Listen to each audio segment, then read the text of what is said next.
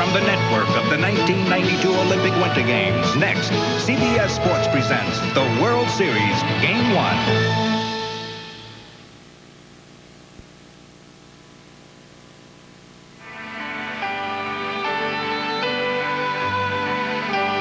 Sherlock Holmes would have loved baseball, the source of countless mysteries. Nonsense, you say. The game is unassuming, almost innocent, played out in the open for all to see. In baseball's essence, you're either safe or out, and you try to score more runs than the other team before your outs are used up. And yet the mystery is there. We are never really privy to what's going on in the dugouts and discussions on the pitcher's mound and in the minds of the players themselves. But the most important and delightful mystery is that we love the game so that the words baseball and America are often paired. Young and old, player and fan, major leaguer and T-baller, the game is us. Baseball and America are a perfect match.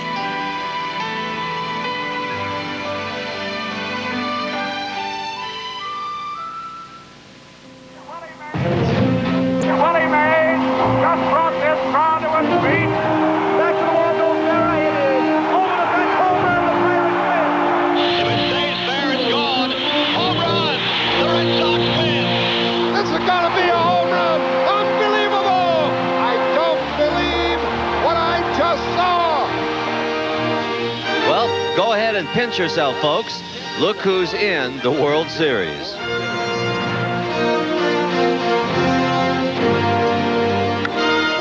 One year ago, they were dead last. Now they're taking dead aim at the title.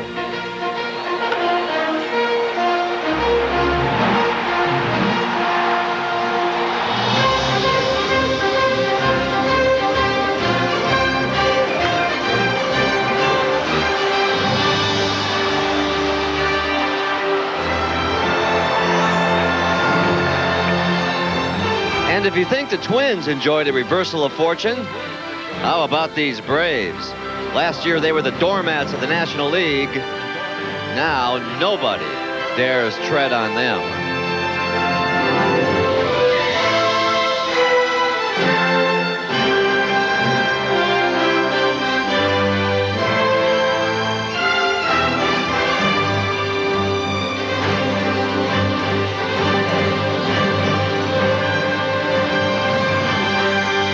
Does anybody have the right to celebrate more than these two teams who have rewritten baseball history?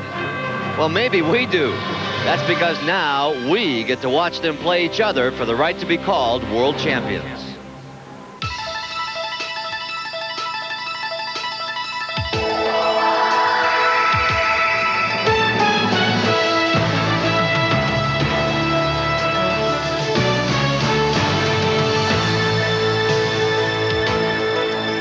Welcome to Minneapolis. Call it the sports capital of the world if you want, and why not?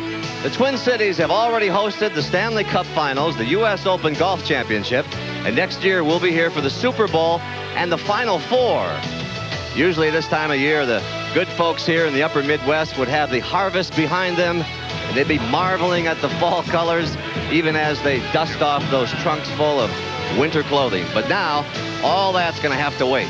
Because like a surprise visit from Grandma and Grandpa, Minnesotans have sudden reason to smile. Their twins are making a surprise visit to something called the World Series. And so tonight, it's official. Summer is over. It's time for Game 1 of the Fall Classic. Live from the Metrodome, it's the Atlanta Braves and the Minnesota Twins here on CBS Sports. And hi again, everybody. I'm Pat O'Brien. Welcome to Game 1 of the 88th World Series. And what we have here tonight are a pair of cabooses who have been magically transformed into locomotives. Almost nobody else thought they could, but the Braves and the Twins have chugged their way from the cellar to the series.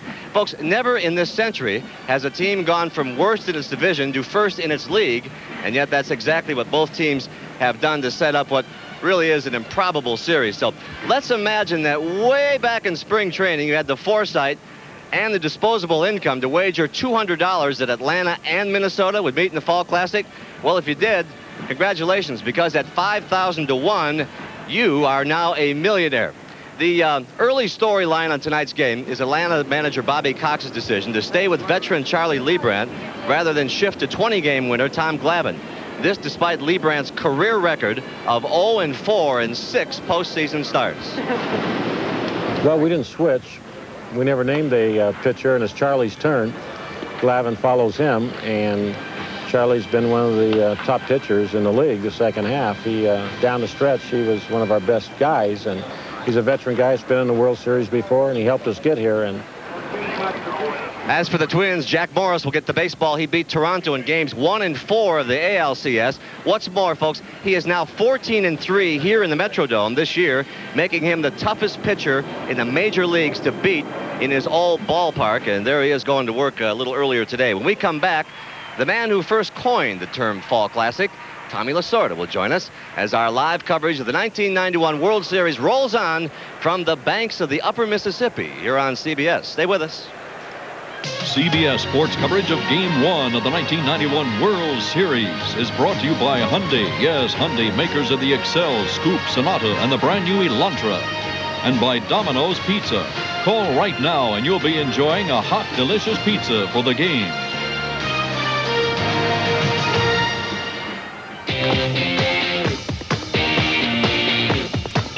It's not just a new car, it's a new way of doing business. The new Elantra, a sedan so well built and worry-free, we can introduce it with 2 years service and maintenance free.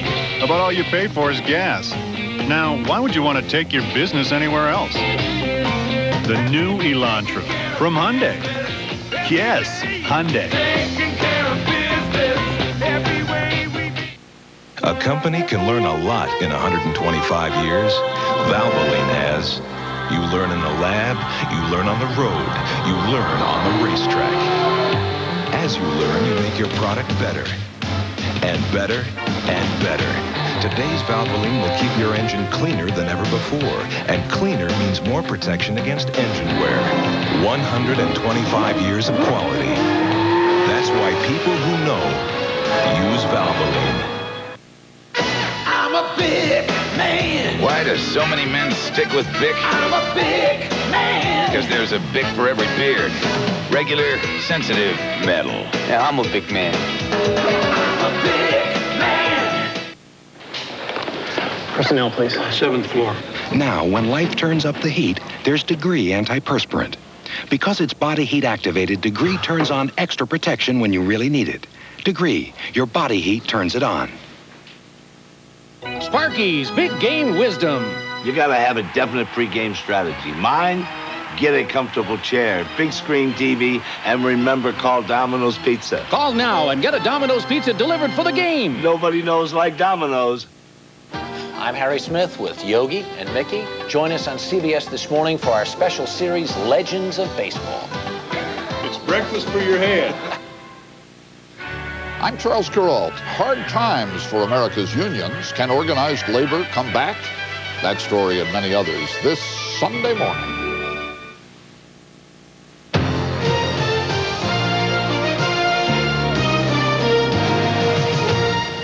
What you love about baseball is that it is a sport that bridges the generations. As we found out earlier today, Tom Kelly, the manager of the Twins, batting practice to Tom Jr., his 10-year-old son, and I'll tell you, he bats left and right, Tom. He looks like a future Dodger.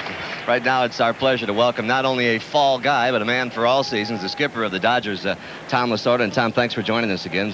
Pat, it's great. It's exciting right here. Let's get right to work. Your thoughts on the pitching matchup tonight. What about sticking with Leibrandt? Well, Leibrandt is one of the pitchers that got him here. He's pitched in the American League. He's pitched in this dome before. So I think he's going to lead the way. Letting him pitch today will give Glavine another day's rest. I think this young man has had a tough season. A day's rest will really be effective for him. So you thought he looked a little tired in the last game, Glavine? When he pitched against Pittsburgh, it looked that way, yes. We talk so much about home field advantage, but in their typically unpredictable fashion, the Braves have won 3 out of 4 on the road, and the Twins swept their 3 games in Toronto. Now, will home field be a factor in this World Series, Tom? Here it will be, Pat, because of the noise. It's really bad. The players who haven't played here before will not be used to it. In fact, Whitey Herzog, when he brought his 87 Cardinals here for the World Series, some of the players had to put earplugs in their ears so the noise wouldn't affect them. Talking about the Braves and the Twins will be here. That'd be like saying the Astros and the Cleveland Indians will be in it next year, don't you think? Half of that is right, Pat. That's right. Since this is the American League Park, they'll use designated hitters. The Twins will use Chili Davis in his customary DH role. Davis blasted 29 home runs this year. For the Braves, Lonnie Smith will DH, which means that Brian Hunter will play left field for only the second time this season. And when fly balls are hit his way, he'll be looking at that white Metrodome roof with those drainage holes up there. And add that to harsh lights and the noise, as Tommy talked about, and it can be a fielder's nightmare. Now, last night, the Braves got their first chance to work out under the dome. And here's how it looked to third baseman Terry Pendleton, Tommy. He's looking up in the air, looking for the ball. Is it tough to pick up the ball? Very tough, Pat. If you take your eye off the ball, you won't be able to pick it up again. I think Hunter and Gant and Justice playing here for the first time, they are going to have some tough balls to have to catch out there. We'll see. You know, as a kid growing up in Sioux Falls, South Dakota, down the road, about a 3-hour drive from here, my friends and I all knew the lyrics to Win Twins, and we remember vividly the great '65 team with Harmon Killebrew and Zoilo Versailles. And yes, a slim southpaw who actually outpitched Sandy Koufax in Game 2. Well, Jim Cott is back in the World Series in Minnesota. And let's check in with him for an introduction to a new device we'll be using to cover this World Series for you. From the time we were kids playing baseball in the sandlot, the game has revolved around that confrontation between pitcher and batter. Supervision has provided what we at CBS Sports will call the inside pitch, a closer look where we can track the speed of the pitch the instant it leaves the pitcher's hand until it reaches home plate every 12 feet. During the National League Championship Series, John Smoltz threw a fastball that started at 93 miles an hour. By the time it reached home plate, it was 90 miles an hour. Then Smoltz threw a slider that started at 86 and ended at 83 miles an hour when it reached home plate. With the help of the CBS inside pitch, we hope during the course of this year's World Series to give you a little closer look at that battle between pitcher and hitter. Pat? All right, Kenny, thank you.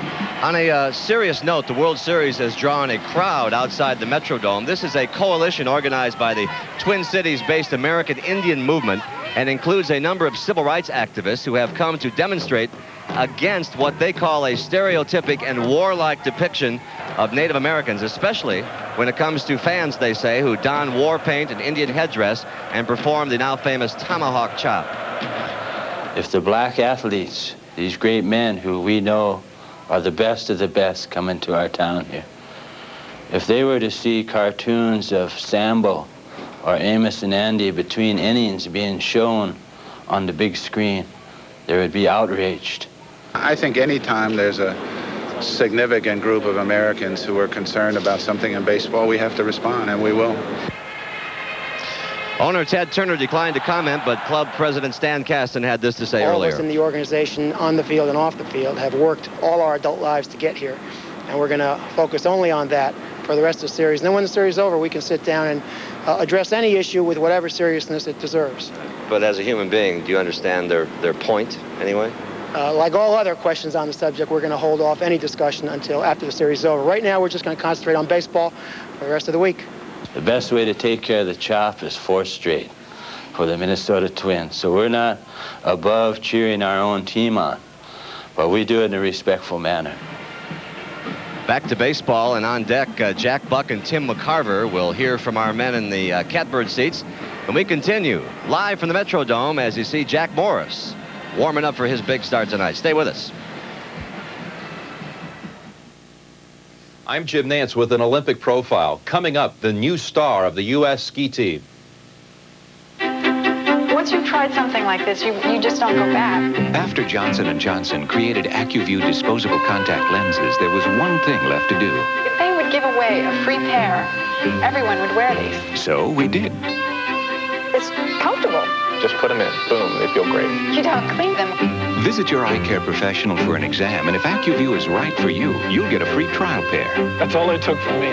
Just to put them on one time. Last season, Julie Parisian won the first World Cup giant slalom race for the U.S. ski team in 4 years. She started out the year on the team's B squad, but gained confidence during the season. That made all the difference, says Parisian, because for her, skiing is 98% mental. AccuView, sponsor of this Olympic profile and the Winter Olympics on CBS. You don't have to be a rocket scientist to figure out why people like Wendy's Super Value Menu best. We've got 9 delicious choices, just 99 cents each.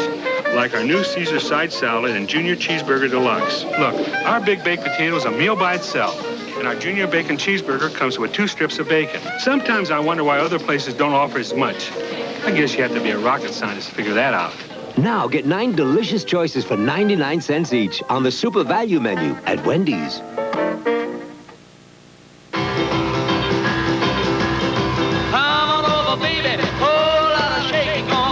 All right, this car is going to shake up the entire industry. The new Elantra. A sedan so well built and tested, it comes with 2 years service and maintenance free. But all you pay for is gas.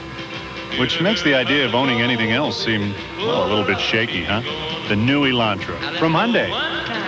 Yes, Hyundai. Peanuts, wafers, chocolate, sparkling. Now that we have the best candy bar, bar none, we need the best name, bar none. Bar none. Bar none. Bar none. Bar none. Bar none, the candy bar that named itself from Hershey's. The scene of the crime, a bus stop in London. The murder weapon, a poison umbrella. Who done it? The KGB knows who done it. 60 Minutes, Sunday. A beautiful shot of the Twin Cities area, and as we approach game time, the weather in downtown Minneapolis is a nippy 48 degrees with winds gusting at up to 15 miles an hour, but who cares? Inside, it's a delightful 68 degrees with 25% humidity and no wind. Like this year's Twins, the climate in here has been calm and consistent. Well, as we prepare to send it over to our play-by-players, Jack Buck and Tim McCarver, gentlemen, I want you to know that this year we came prepared. In the first inning of the World Series opener last year, we thought we were safe when Eric Davis crashed a monster home run that ricocheted off our box, and since then, it's have glove, will travel. Jack, Tim, have a good World Series. Good evening. He's ready. Pat O'Brien is always ready. Good evening, everyone. I'm Jack Buck with Tim McCarver. Tim, what about it? What about what? Slight edge Pittsburgh. You heard it. I heard you say that. Well, I mean, I did give a slight edge to Pittsburgh in the National League Championship Series, but, I mean, how was I to know that Steve Avery, 21 years old, would work 16 1/3 consecutive scoreless innings and win 2 1-0 games? I mean, how was I to know that John Smoltz would shut out the Pirates in the last game? How was I to know that Greg Olson would get clutch hits and drive in the only run in Game 6 to send it to 7? And what about you? What about me? You're the one who gave a slight edge to Toronto. Well, I thought third trip to the playoffs. Surely they're bound to win one. And how was I to know that the Minnesota bullpen would pitch 18 1/3 consecutive innings without giving up an earned run? How was I to know? And we're not the only two. We have a fella downstairs, Jim Cott. Jim, what about you? What about me? Well, I heard you say in February, if there's one thing you can book, it's the fact that Minnesota is going to finish last in their division. You said that, didn't you? Yeah, but how was I to know? They went out and got Jack Morris, and he was going to win 18 games. How was I to know Chili Davis would hit 29 home runs? Carl Willis, who had been in the minor leagues for about the last 6 years, was going to do a great job in the bullpen. And Chuck Knobloch would have the kind of year that'll probably make him Rookie of the Year. How was I supposed to know that? That's how they went from last to first. And by the way, Jack Buck, at that same meeting, I think you picked the Cardinals to finish last. I remember that. Well, how was I to know? The only thing we do know is we're going to have a break here. We're going to meet the players, have the national anthem, the ceremonial first pitch. How are we to know? We'll return to Hubert H. Humphrey Metrodome after this message and a word from your local station. Terry Bradshaw and the NFL Today. No huddle offense. Let me just put it like this. Number one, it's a great day, Greg. It's a great day. I'm all fired up. There's no one else like him. This is CBS. So, what do you like about Pacific Care? No deductibles. And we can pick our own doctor. Right. Yeah. And? Emergency coverage when we travel. Yeah, they take good care of us. Well, it sounds like a great health plan for the two of you. Oh, no, it's for Lisa, too. And Mickey. And Mickey. And Roberta. Excuse me? Family? And who's that? This is Hector. Whoa, Hector. This is Hector. Isn't he perfect? Can you talk, Hector? Yeah. Welcome to AM/PM. Where is line? Line? The line for the hot dog deal. There's no line. Not possible. Isn't AM/PM offering pair of hot dogs side by each for just 89 cents cash money? 2 Oscar Mayer hot dogs and all the toppings you can pile on. Incredible. All you want, so many choices and no lines. The hot dogs? Get in line. Fill up for much less at AM/PM. Good morning. So many things have changed. When I was young, I got $200 a month and a dental plan. It was easy for my boss to choose a plan. He didn't have to figure out which one kept up to date and gave us a lot for our money. In 1955, there was only one dental plan. Now we have dozens to evaluate, but one company keeps a step ahead. The original. Channel 2's playoff post-game show tonight after the game.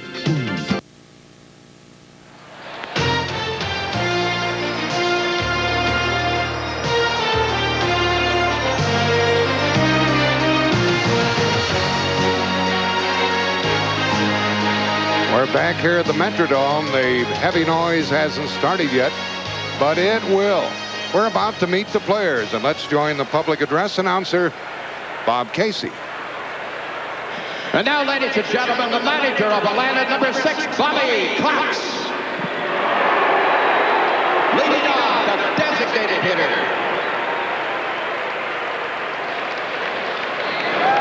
Number 27, Lonnie Smith.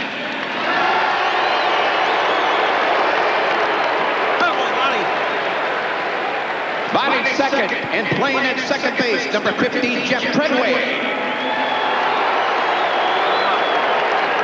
Have a great series. Come on. Batting third, the third baseman, number 9, Terry Pendleton.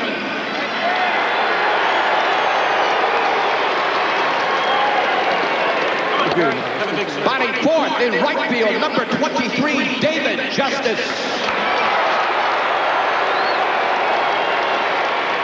Have a big one. Come on. Batting fifth in center field, number 5, Ron Gant.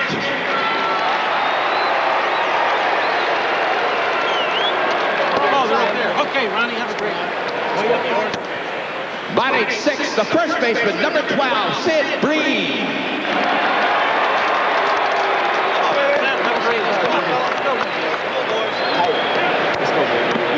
Batting seventh in left field, number 14, Brian Hunter.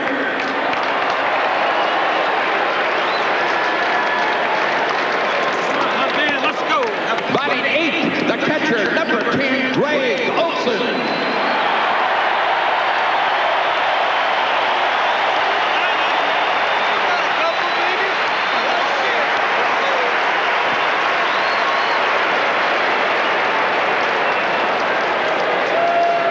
Batting ninth at shortstop, number 2, Rafael Balliard.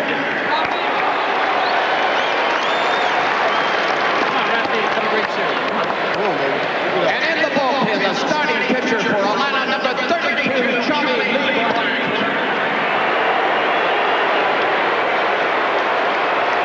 And now, ladies and gentlemen, your 1991 American League champion Minnesota Twins. First, the non-starters, the coaches, trainers, and equipment men.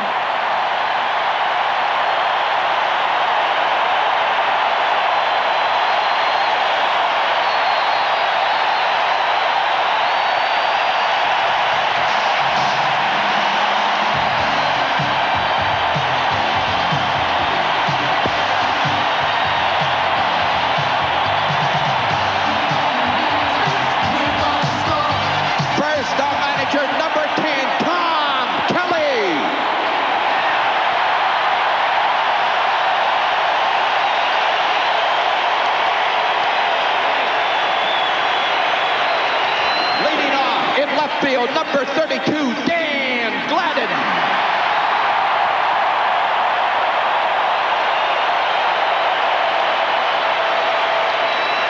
Batting second, our second baseman, number 11, Chuck Knobloch.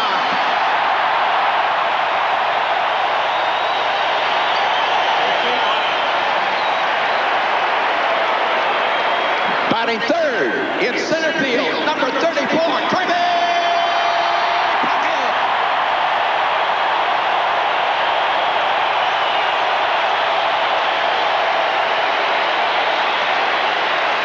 Batting fourth, the designated hitter, number 44, Chili Davis.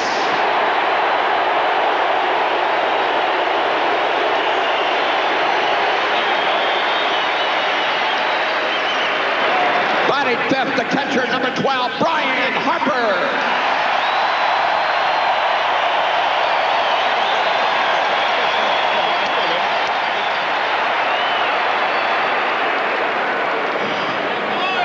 Batting sixth in right field, number 24, Shane Mack.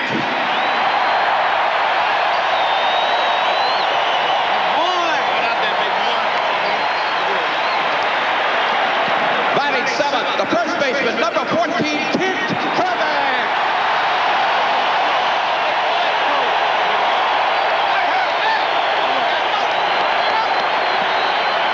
Batting eighth at third base, number 31, Scott Leyes.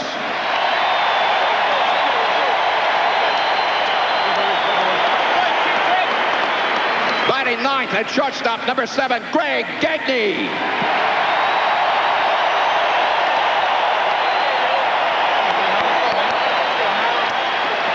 In the bullpen, warming up for our Twins, number 47, Jack Morris.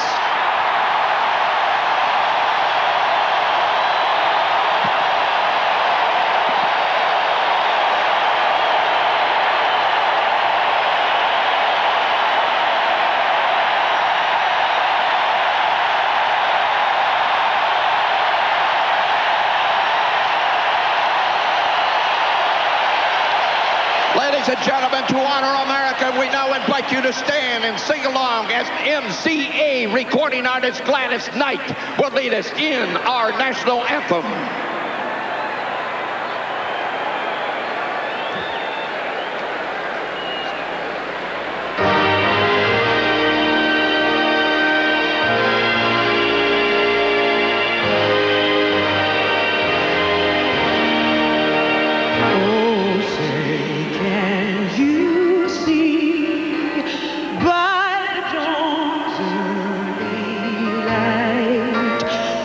So proudly we hailed at the twilight's last gleam, whose broad stripes and bright stars through the perilous fight o'er the ramparts we watched were so gallantly streamed.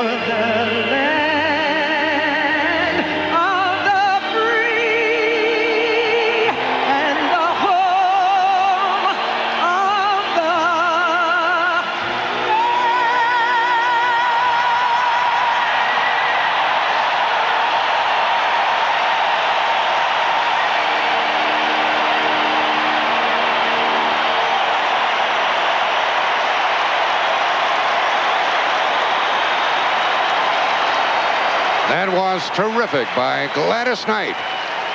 And we're only moments away from the first pitch of the first game of the 88th World Series. CBS Sports coverage of Game 1 of the 1991 World Series is brought to you by Toyota and the all-new totally redesigned Camry. Toyota, I love what you do for me. Old Spice, fragrance and aftershave. Cool, crisp, and unmistakably masculine. Old Spice. And by Budweiser, that clean, crisp, cold taste. Nothing beats a Bud. Sparky's Big Game Wisdom. For a big game like this, avoid the rookie mistakes. Go with the proven pros. Hello, Domino's Pizza. Domino's Bacon Cheeseburger Pizza Feast. Ground beef, crisp bacon, and an extra layer of cheese. A medium's $8.99, 2 for just $12.99. Nobody knows like Domino's how you like pizza at home.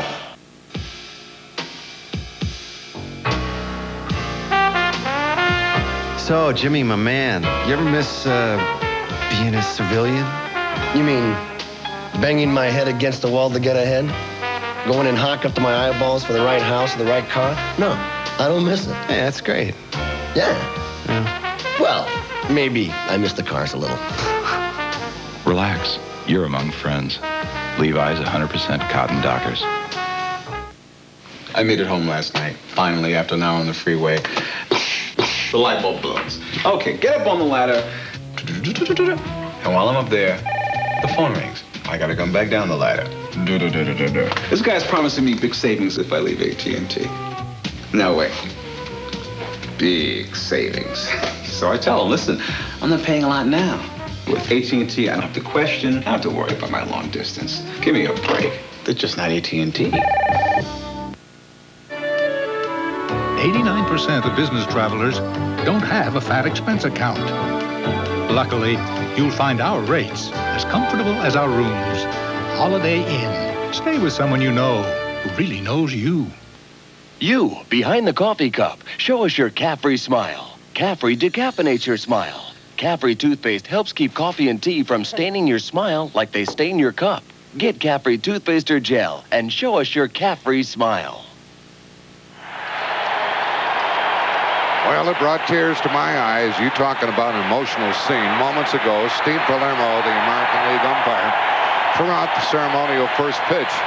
He was wounded while heroically trying to stop a robbery down in Texas in the month of July. And look at the affection shown to him by the umpires who are working this game here this evening and by the players who are nearby.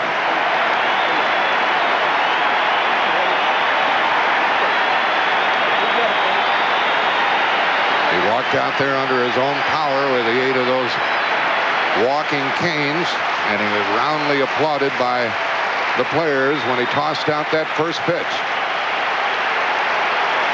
We're waiting for the Twins to take the field here at the Metrodome. Tim McCarvey, you talked about it. The tension was in the playoff. But there's plenty of emotion left over for this series. Oh, yeah, indeed there is. Since the start of league championship play back in 1969, most of the players, most of the coaches, most of the managers feel that most of the tension is in the league championship series. But as you said, there's still plenty of left over, as you can see.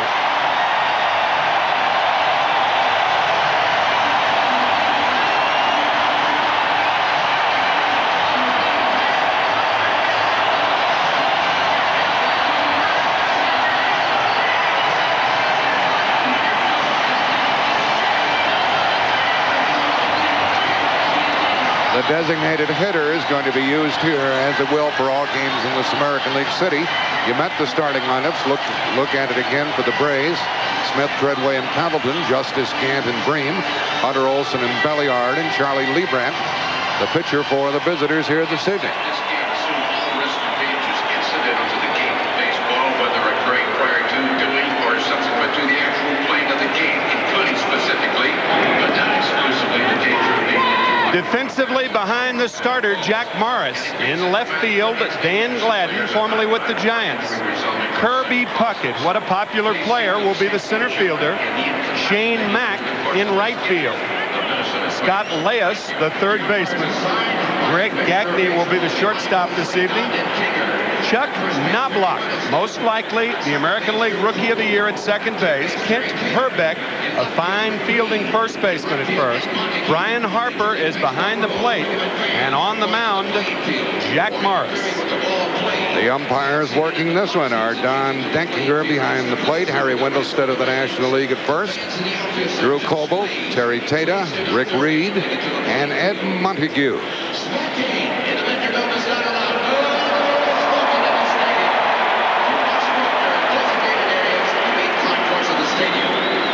Let's glance around this Metrodome for those of you who have never been here or watched a game, and it's that ceiling that's going to cause a lot of concern. And Tom Kelly, the manager of the Twins, said, yeah, the Atlanta team's going to have some problems here. Here's a 23-foot high curtain out in right field. When the ball hits that, it's in play. Then the fence in center field, 7 feet high.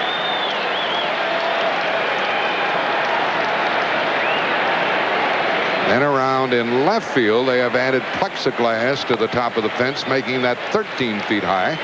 There used to be a lot of ground rule doubles here, and so they increased the height of that fence in left.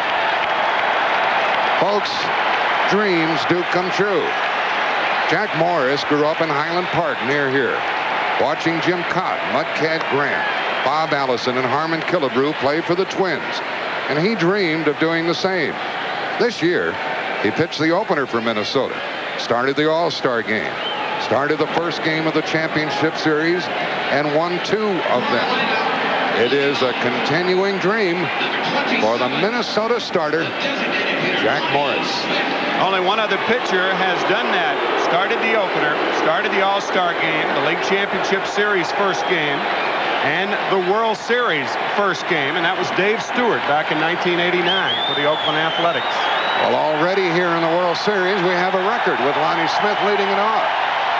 4 World Series for Lonnie with 4 different teams, and the 3 previous ones have been winners.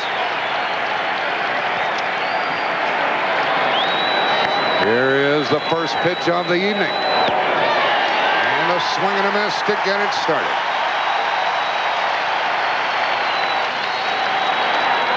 Jack Morris, 18-game winner during the season, 2 post-game victories, working hurriedly. Misses 1-1. Smith, Treadway, and Pendleton for Atlanta. Now Morris slows it down a little. Gets ahead on the count. Lonnie Smith with the 1980 Philadelphia Phillies. He was with the world champion Cardinals in '82, the world champion Kansas City Royals in '85, and hoping for the same this year with Atlanta. And he lines it to left to Gladden. He staggered from the lights. He staggered with the lights trying to get him. But he made the catch, and that's the way this one starts. And Jack talked about the ceiling. The combination of the low lights and the white ceiling makes it very, very difficult to see a white baseball and watch Gladden. Now, keep in mind, this is a team that has played 83 games here this season. And if Gladden staggers, what's Brian Harper going to do for the, or Brian Hunter for the Braves? Now it is Jeff Treadway, the left-handed hitting second baseman. Bobby Cox hopes that he'll get 2 or 3 hits tonight. Foul ball. The count is 1-1. That was a whistler. Don't tell me somebody caught that ball in the seats. Well, that's what those Homer Hankies are for, to catch balls. Right. Sign him up. Sign him up. The little kid says, I wish that had happened for me.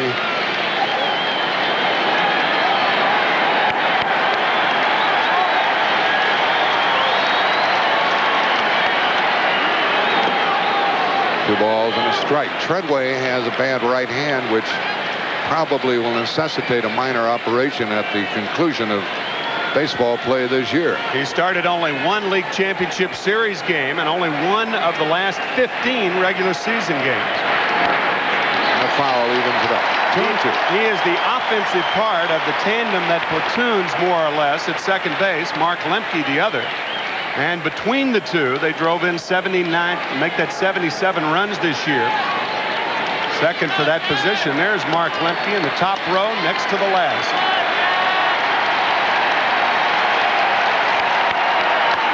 Treadway hits it foul. This Atlanta batter, well known to the folks down in Georgia. Treadway lives in Griffin, Georgia. They'll be after him for tickets, won't they? There's the skipper of the Atlanta Ball Club, Bobby Cox. He was named Manager of the Year already in 1 circle. And there's Tom Kelly. second pennant for him as the manager of Minnesota.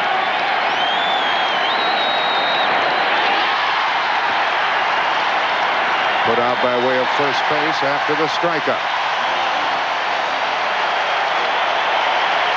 One of the pioneers of the split finger fastball was Jack Morris. If you remember back with the world champion Detroit Tigers back in 1984, Roger Craig was the manager, and you can see the fingers split and the ball going down, and Treadway the first strikeout victim of the night for Morris. Harper had to throw him out. Here's Pendleton. Hits one to Gagne. High but out. Down in order to go the Braves. Up come the Twins. You'll hear some noise now. No score after 1/2 inning.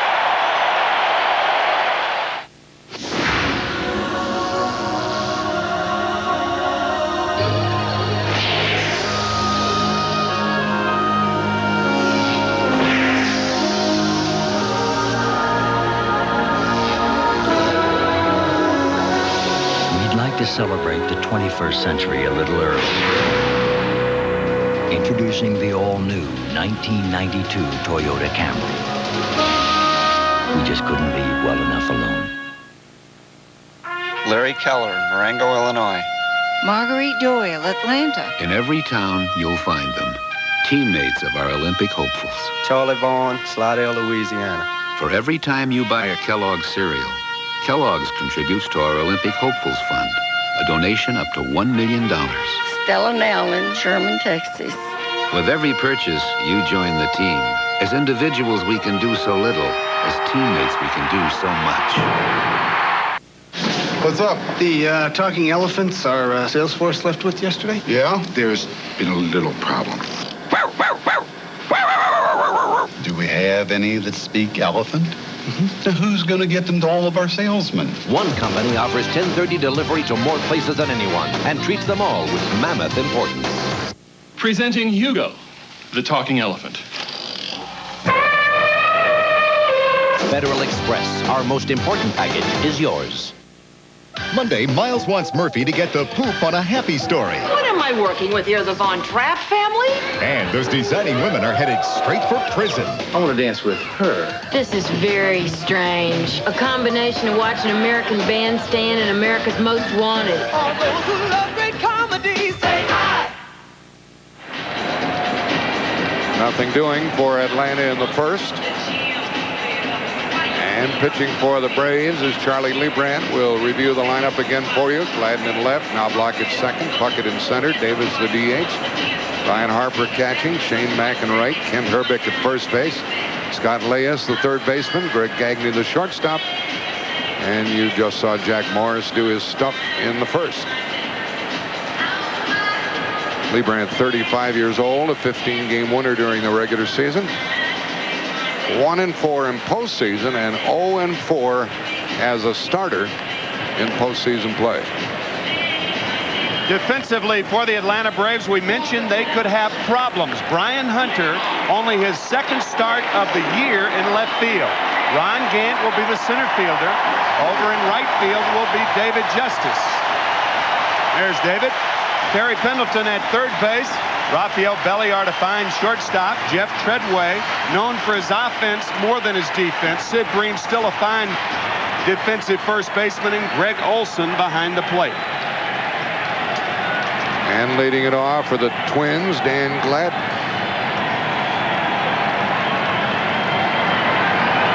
Gladden had 6 hits against Toronto in postseason. Many years ago, he tried to force his way into the lineup with San Francisco. He's enjoyed many fine years here with Minnesota.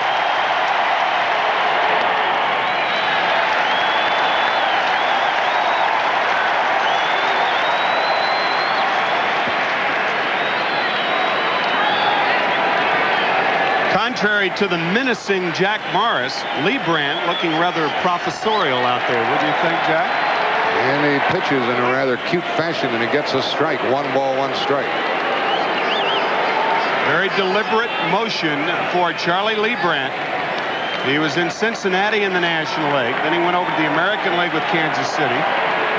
Back in the National League, and there's his slot right there. That is the slot in which Charlie Leibrandt will try to get right-handed batters out. The ball low and away, and that's his circle changeup. And there it is right there. You can see how he's holding it. Forefinger and the thumb are together. He throws it with the last 3 fingers. Popped up foul, and there's not much room to chase the foul balls here. And the count stays 1-2. Well, we've already had a good picture of the circle change of Leibrandt and the fork ball of Jack Morey.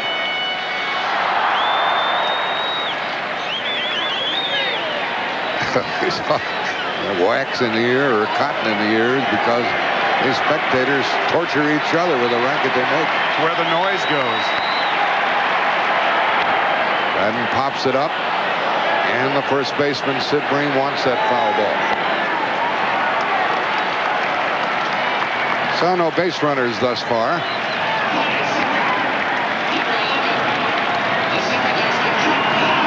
Let's take a look why it is so difficult to see a baseball against a white background. No problem there for Sid Bream.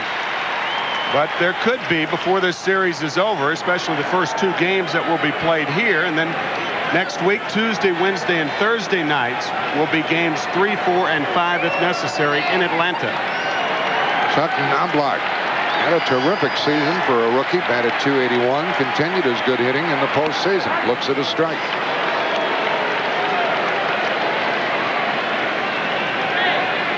When he was introduced out of the dugout, he had a little salute for his friends down at Texas A&M, written on the batting glove. He is not a power hitter. Hit only 1 home run this year. Knobloch attended Texas A&M his first year, 1986. He found out they had a shortstop, so he was a center fielder at Texas A&M. Now here he is as a second baseman in the big leagues, and what a year he had. He led all American League rookies in hits, doubles, RBIs, and walks, and will probably be the American League Rookie of the Year. If he doesn't win it, Juan Guzman of the Toronto Blue Jays will get it, but most everybody we've chatted with thinks that Knobloch is home free in that department. He's got a lock on Rookie of the Year.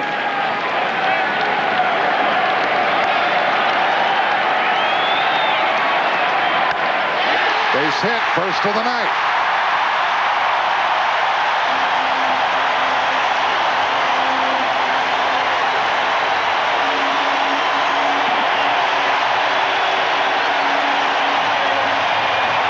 Knobloch's father played minor league ball, and he said that if he had the confidence that his son had, he would have made the majors. Well, let me tell you, it takes a lot of confidence to hit a pitch like that. The circle change low and away off the plate, and Knobloch with the first hit of the ball game. And of course, if you're playing the Twins, you always like to have the bases empty when this fella comes up. Kirby Puckett batted .319 this year. On the corner. That's the thing about Leibrandt. He needs to throw that pitch, and he'll throw it at any time. That off-speed delivery. Puckett, the MVP in the American League Championship Series. Had 9 hits against Toronto. That kid's got a glove. He wants a foul ball.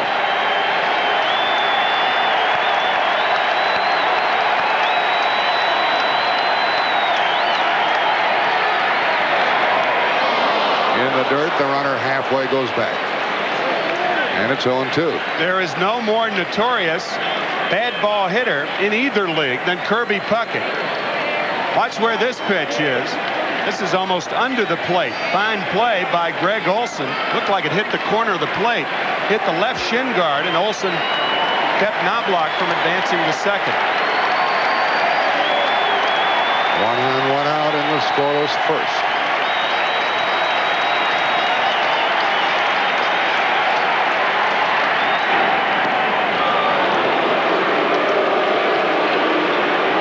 Probably saying from the Minnesota bench, he's got a better one. Charlie Leibrandt led the National League in pickoffs with 12 this year.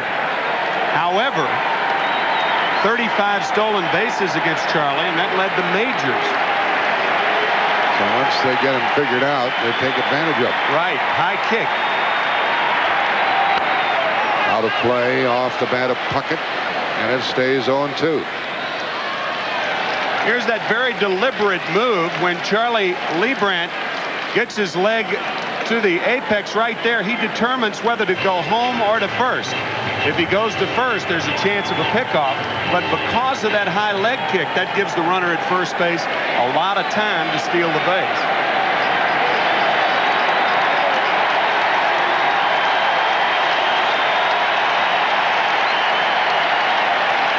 There goes the runner. A strikeout, and the runner down to second base with 2 out. Now, we talked about the high leg kick, not even a play on Knobloch at second base.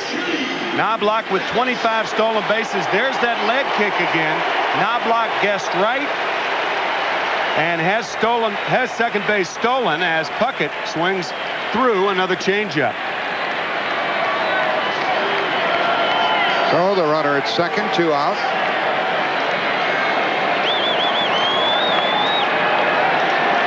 And Chili Davis, the designated hitter, is up.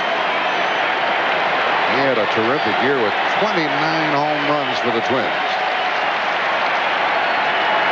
He made himself welcome in a hurry over here. He was 5-alarm Chili Davis this year. 5-alarm Chili. Could put the Twins on top in the first.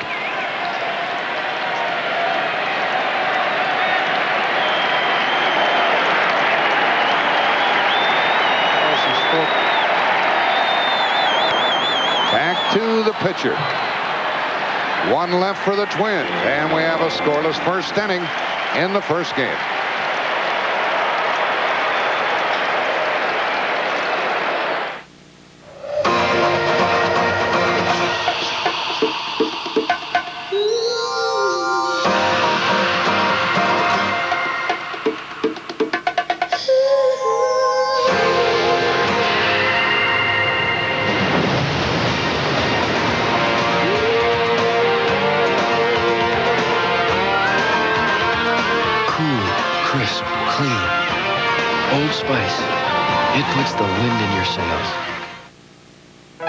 Somehow, people have gotten the idea the new Toyota Paseo is a wildly exciting, sporty coupe. The Paseo is a practical, sensible car.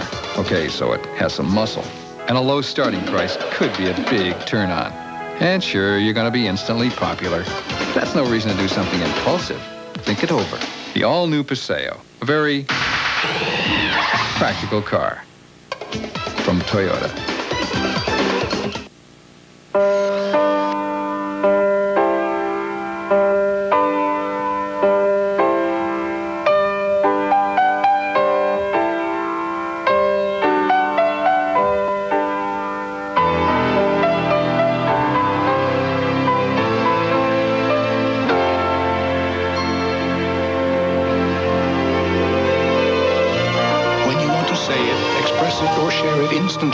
Nothing works like Polaroid.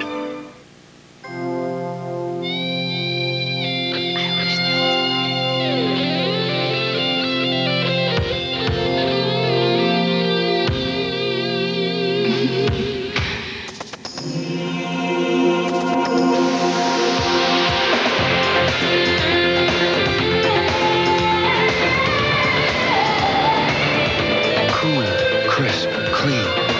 Old Spice. It puts the wind in your sails.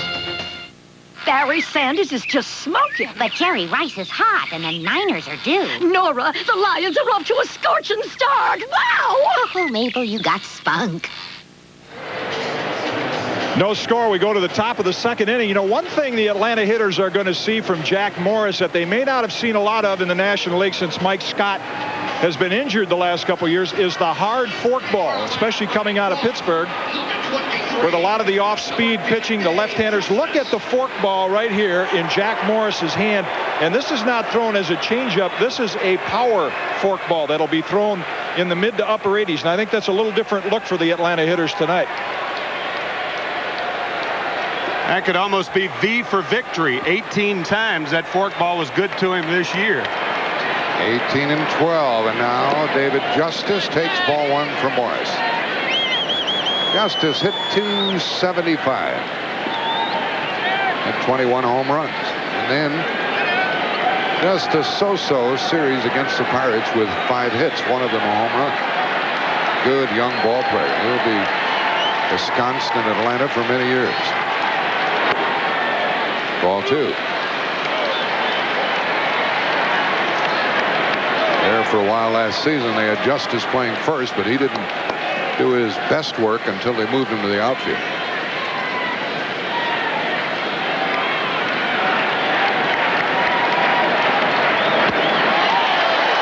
He can blow it by you, 2-1.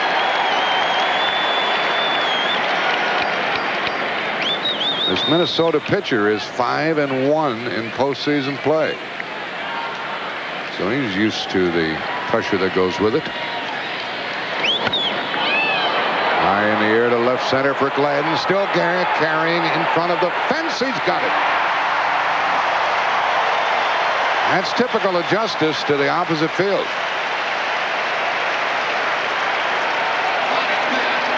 Bobby Cox telling us before the game that David trying to pull the ball a little bit too much in the National League Championship Series. You see that front foot? When that front foot points toward first base, he's pulling the shoulder out also.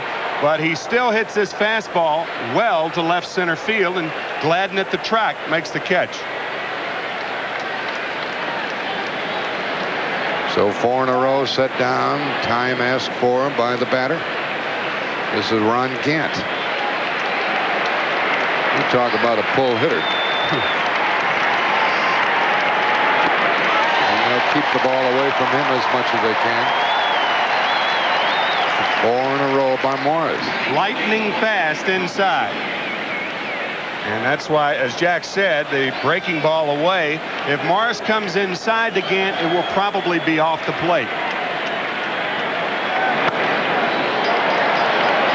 And that's strike 2.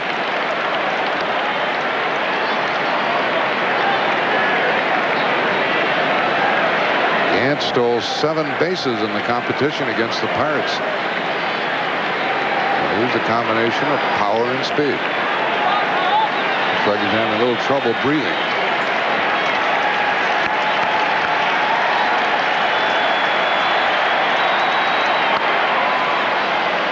Still 0-2. Tim, you mentioned you thought that against the Pirates he was swinging kind of flat-footed. Yeah, his triggering mechanism is starting too late. He's got his hands, he's carrying his hands up too far, I believe, and that makes him come back too far. And that was a hanger right there, and you can hit the off-speed stuff, the mistakes by the pitcher, but you can't hit the good high, hard fastballs that Morris features, among other things. You'll see Gant just picking that left foot up and putting it down. It's a very odd approach to swing. Another foul. Jack Morris had a very, very bad cold, a lot of congestion in the chest. And his manager, Tom Kelly, said he was very ecumenical about it. He spread it around to everybody. He said half the club is sick. Same is true with the Atlanta Braves.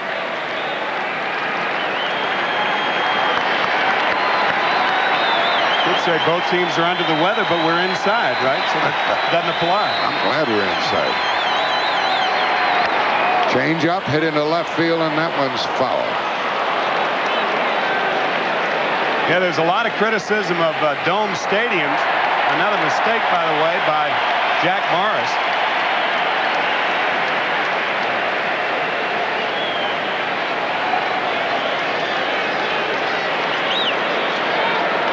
And Gant pulls it foul.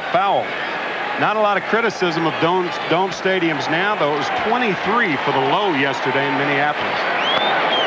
And another foul. Gant has swung at everything that Jack Morris has thrown up there.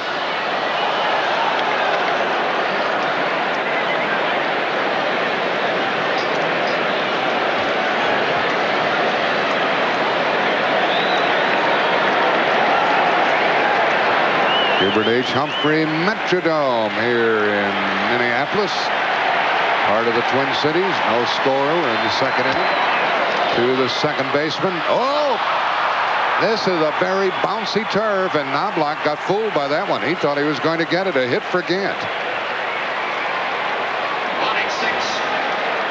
When Ron Gant first came up, Jack alluded to the fact that Gant was a pull hitter.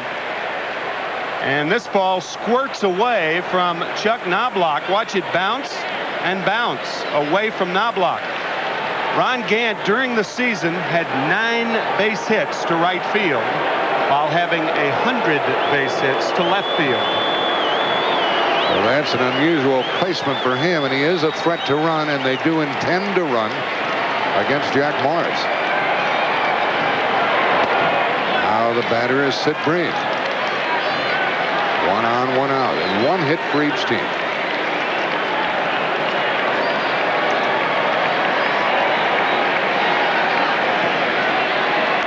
Base hit for Gant. On at first, 1 out.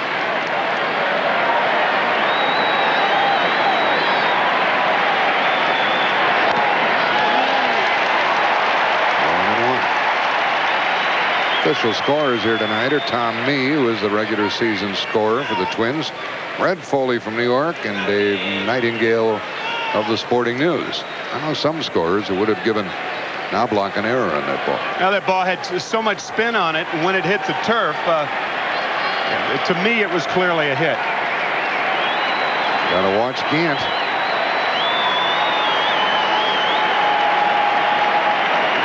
And Morris is doing just that.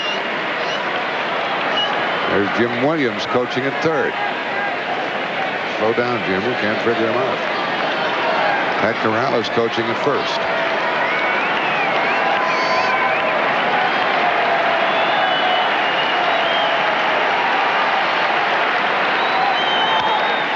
Sid Bream hits one that's playable for Gladden in left. 2 out.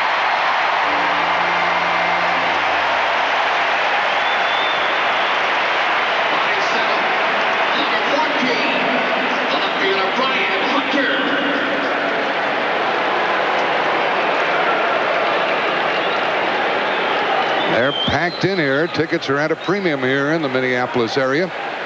And we're at the Metrodome with, well, we don't know what the figure will be, somewhere between 50 and 55,000.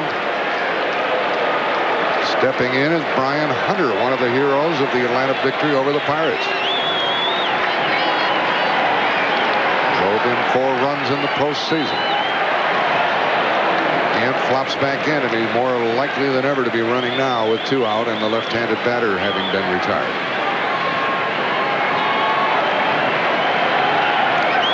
And Brian Harper, the catcher, is looking for some indication and looking perhaps for a pitch out.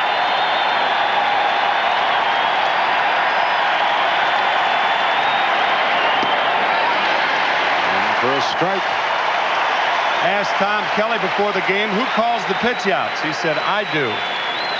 I said, who calls for the throws to first base? He said, I do. And that's why Harper was looking in the dugout to Tom Kelly. And looking again. Not too big a lead for Gant, but he's going. And the ball hit back to the pitcher. And the Braves have not scored in 2 innings. They get a hit, they leave 1 after an inning and a half. No score. Wave those Yankees.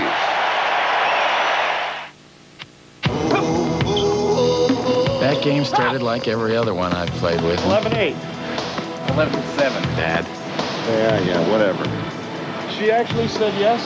He was trying for an edge. Huh? Yeah. Same woman the rest of your life. Trying to rattle me. Mortgage, kids, nervous? Uh-huh. You look nervous. And it was working. Kids? So, who's going to be your best man? Now it was my turn. I don't know. I thought maybe, you. Me? Oh, too bad. Bingo! Only one beer has the taste as genuine as the people who drink it. What do you mean you'll give back to me? Budweiser. I'm just kidding. You had me. I know I had you. I had you out there. Gentlemen, welcome, welcome, welcome. That being so stated, on to the job at hand. Please take note. Listen carefully. To begin, Every one of these executives flew to this important business meeting on a different airline, sampling various meals, beverages, onboard service, and other amenities. Can you find the one executive that flew here on Alaska Airlines? plus 6/5. Divide the whole quantity by... Baseball. It's really quite a simple game. Throw the ball, hit the ball, catch the ball. But some of this game's greatest moments haven't taken place in front of thousands of fans. Like the look on a young boy's face when a legend takes time to visit a hospital. Or the entire Red Sox organization whose Jimmy Fund quietly helps sick children. Or a hometown hero who hasn't forgotten his less fortunate neighbors. Yes, baseball really is a simple game. And it's simply at its best when it's caring for others. A message from Major League Baseball and its players.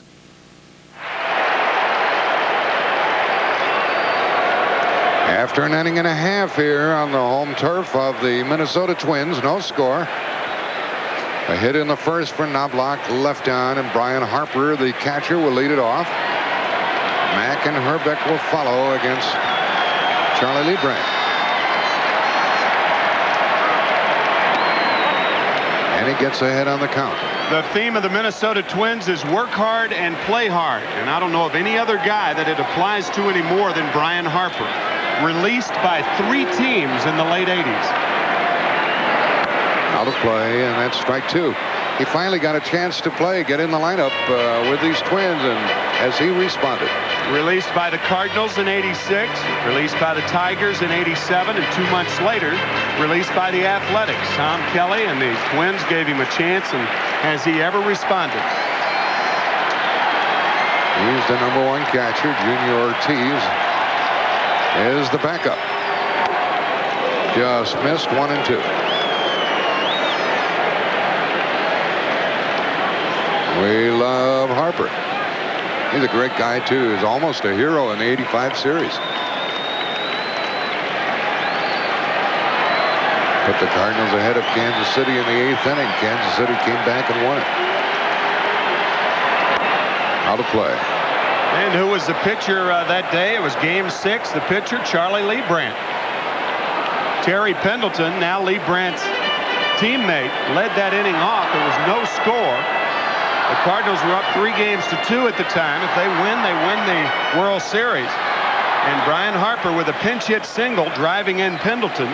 And then Kansas City scoring 2 on a Dane Orge pinch hit in the bottom of the 9th. And Kansas City won 2-1 and then won the series the next night.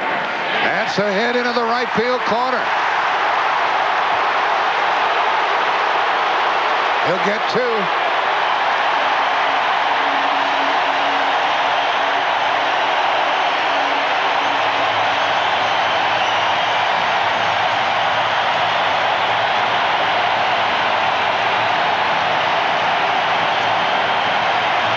When you take the right approach to hitting, good things happen.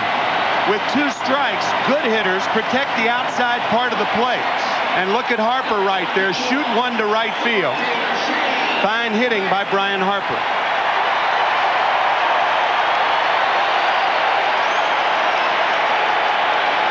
Justice got it back in, and we'll see if the Twins take advantage of the leadoff double.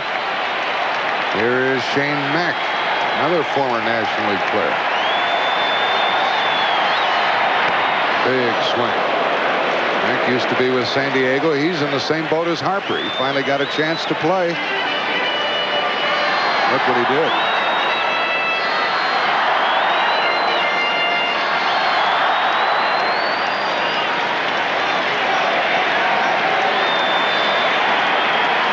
Mack drove in 1 run against Toronto in postseason.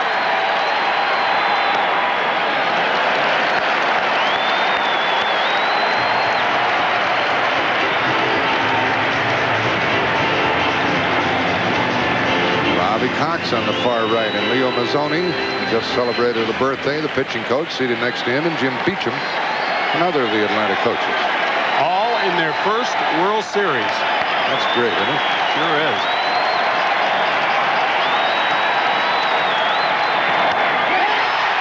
This is a double play, folks.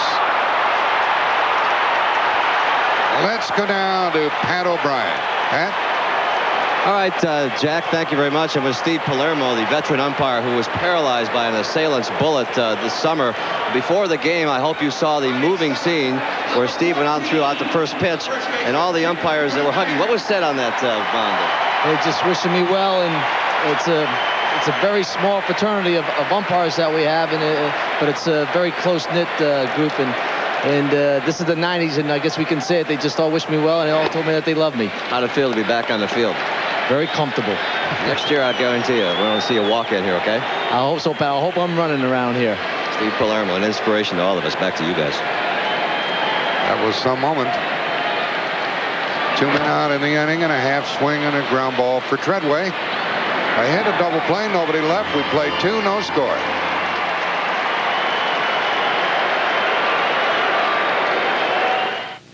You're traveling through the weightless environment of Nike Air Flight. Next stop, the flight dimension. Examine, if you will, Scottie Pippen about to discover the power of his flight shoes by way of a time warp.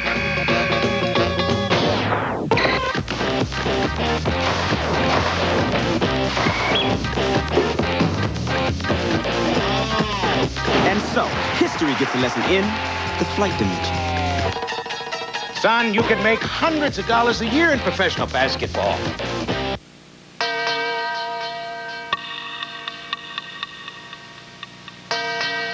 If you don't have AT&T 800 service and trouble hits, who knows how long you could be out?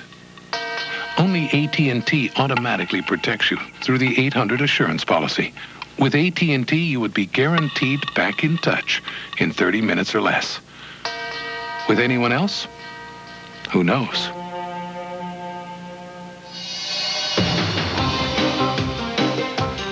But if you do have AT&T, your 800 service is guaranteed.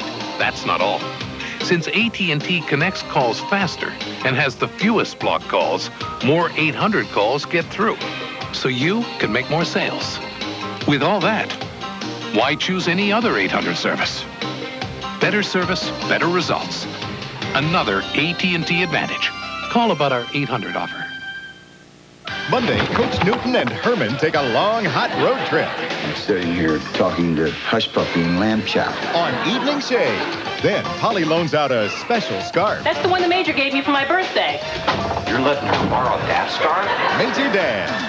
All those who love great comedies, say hi. CBS Sports coverage of Game 1 of the 1991 World Series is brought to you by Lexus Luxury Automobiles, the result of a relentless pursuit of perfection. The people at Nike who encourage you to just do it. And by Budweiser, the king of beers, who remind you friends know when to say when.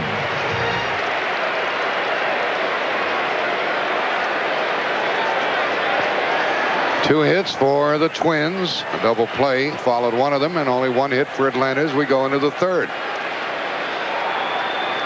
55,108 to paid attendance here this evening. Up the middle, Olsen in his hometown.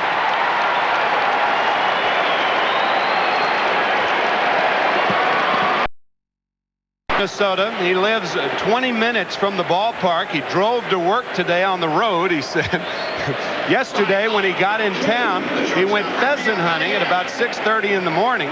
He wanted to give his dog some work. And here he comes the next night. He singles up the middle on the first pitch. He jumped right on Jack Morris, and that's the second hit for the Braves. And the number 9 hitter is Belliard. They will not use the designated hitter when we get to Atlanta on Tuesday. And ball 1. You think he is bunting, Tim? I think so. He squared then, so one would have to suspect the bunt. Bobby Cox, after seeing that National League Championship Series, I mean, he saw 3 1-0 ball games. That's never been done before in postseason play. He's probably thinking 1 run's a crooked number rally. And a good bunt by Belliard, tagged by Jack Morris. Sacrifice is good.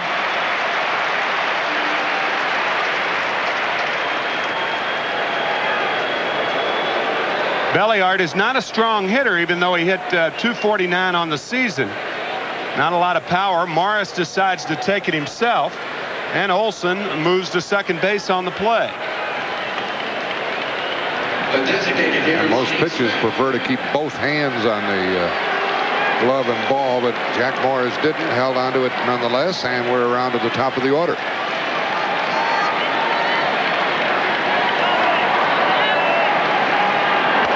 Now the play by Lonnie Smith, who lined out to left his first time.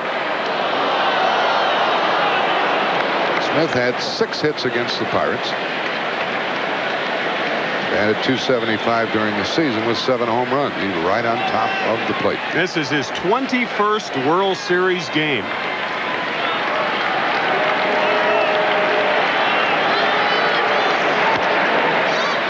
To deep short, cut off by Leas. Good play. For the second out as Olson moves to third.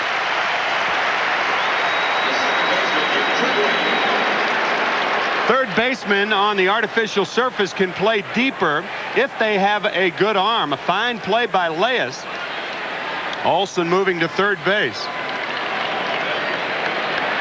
Ball gets to you a lot quicker if you on the artificial surface. You can see Olson moving to third there.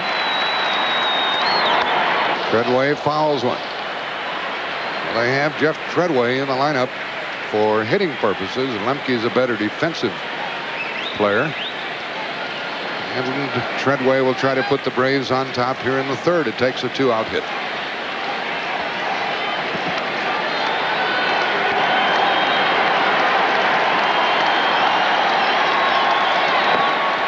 One and one.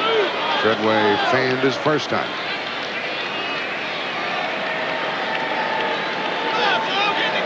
Olson at third, 2 gone.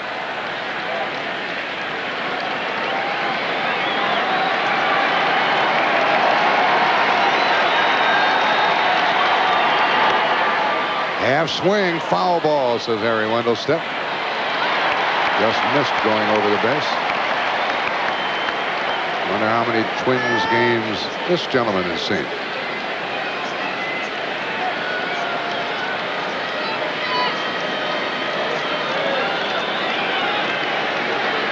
This pitcher has been a free agent a couple of times.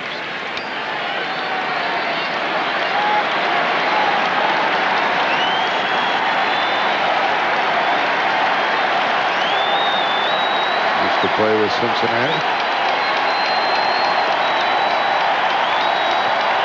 1 ball, 2 strikes.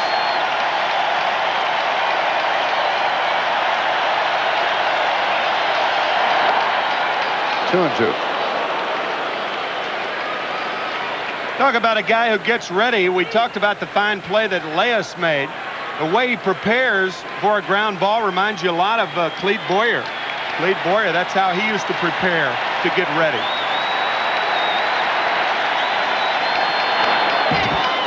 Stays 2 and 2. Anticipation is a big part of playing the infield. You anticipate every ball, every pitch that's thrown to be hit to you. Don't want to be caught by surprise.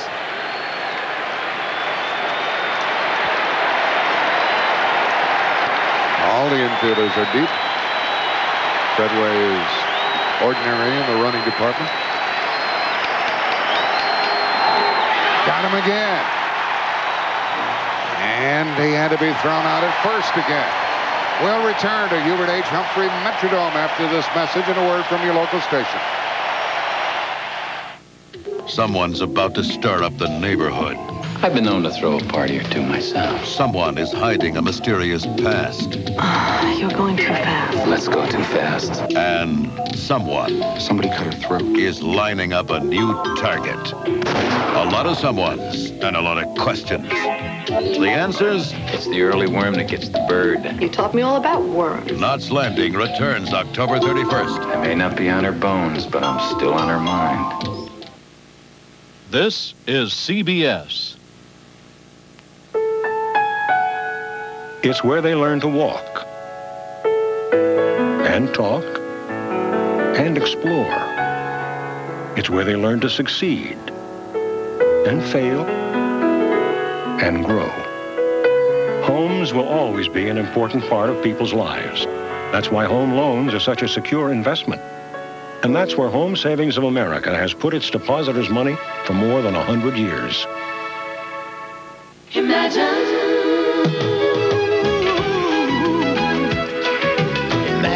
what might happen when you set a feeling free. Could this be the moment? Hold a dream. Hold a dream. Just imagine. Hold a dream. We all have our dreams. You could set one free at any moment. Play Lotto. Here's a taste we guarantee you'll love. With lean pastrami, melted Swiss. You're gonna love the new pastrami melt at Jack in the Box, or your money back, guaranteed. This is the only breakfast sandwich I know that's on grilled sourdough. And that's all I need to know. Only Jack in the Box puts a fresh egg, ham, and melting cheese on grilled sourdough. The new sourdough breakfast sandwich. Channel 2's playoff post-game show tonight after the game. The Twins come to bat in the bottom of the third. No score. 2 hits each club. And the number 8 hitter, Scott Leas, will lead it off. A .286 batter during the year. Platoons at third base with Mike Pagliarulo.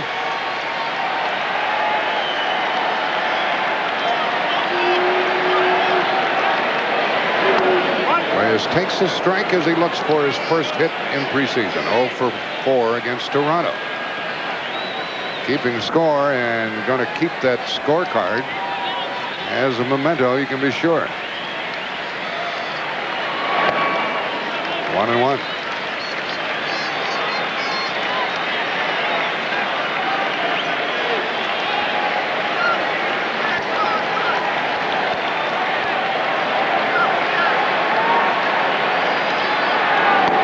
On the corner, inside to Leas, 1-2.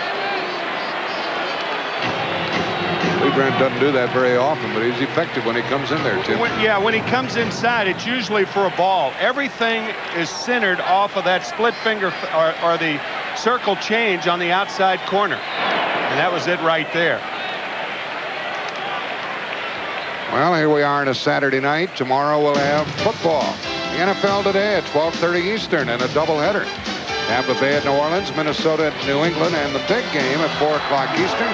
Detroit at San Francisco, and an in-depth look at Barry Sanders, one of the premier running backs in the league these days. It all starts with the NFL today. The last word before kickoff, 12:30 Eastern. Foul pass third base by Scott Leas. Speaking of football, the World Series in this facility here in October, and next January, the Super Bowl. It'll be the first time that the Super Bowl and World Series will be played in the same season in the same facility.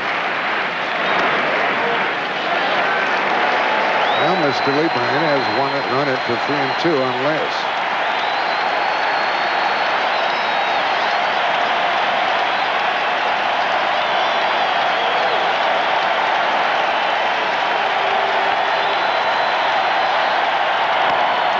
That is foul.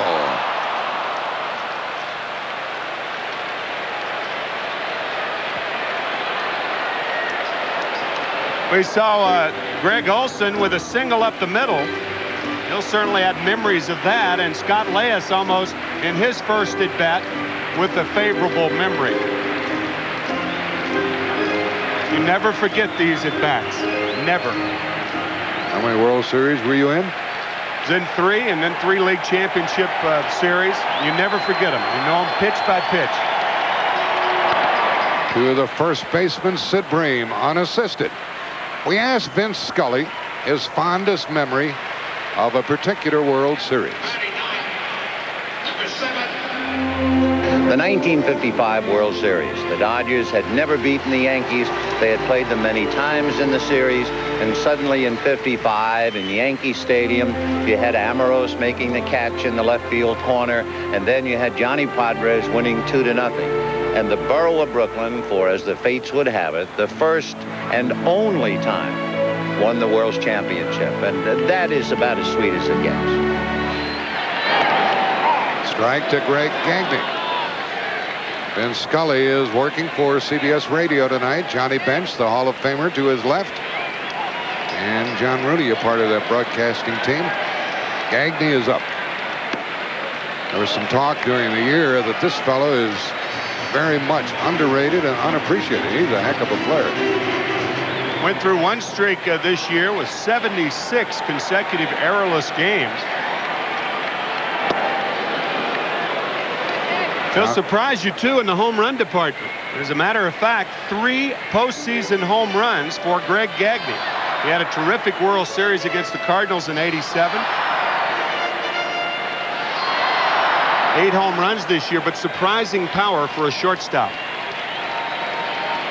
batting with 1 out. Leibrandt has retired 3 in a row with the help of a double play. That's out of play, and it stays 1-2.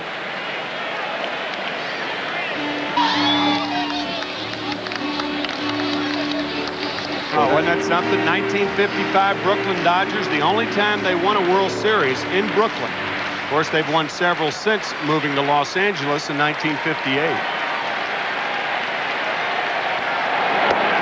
A late swing, and Leibrandt gets his second strikeout.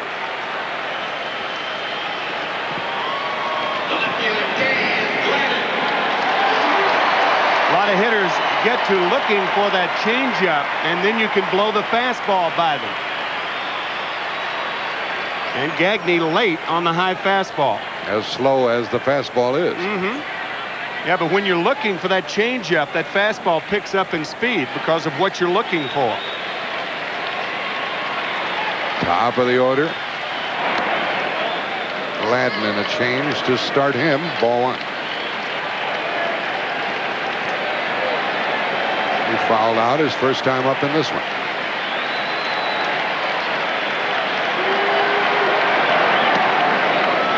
Ball 2.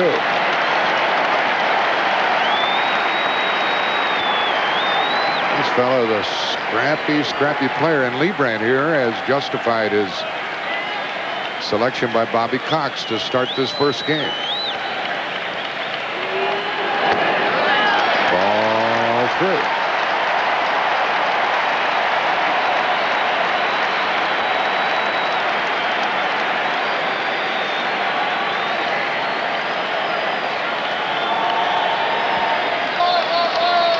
Walks in this game, but there is one now.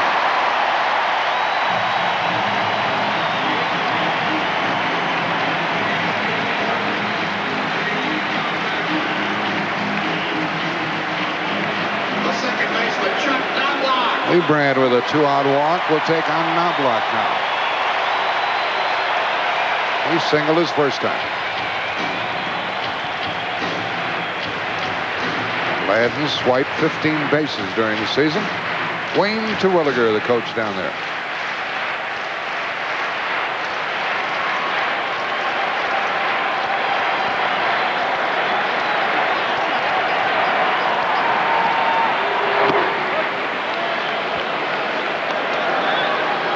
Gladden off with 1 foot on the rug then. Good base runners try to get 2 feet on the artificial surface. Gladden, an excellent base runner, and you feel like he's going to be running sometime in this at-bat by Knobloch. It's just a matter of which pitch. Knobloch doesn't hit the long ball ordinarily. And the Braves pitch out. And the crowd says, "Fooled you." Bobby Cox and Ron Gardenhire. Bream and Gladden.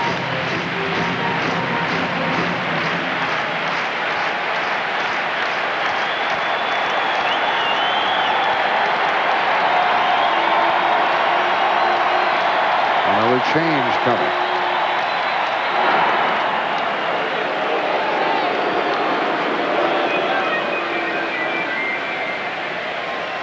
We mentioned Leibrandt with 12 pickoffs this year, and almost every time he throws to first, he will look home. You don't look at the runner when you're throwing to first. You look home, and that's another form of deception.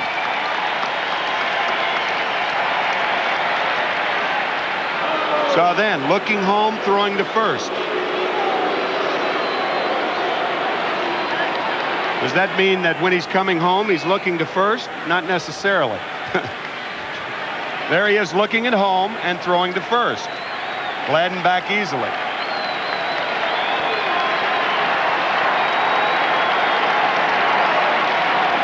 Runner going. Too late.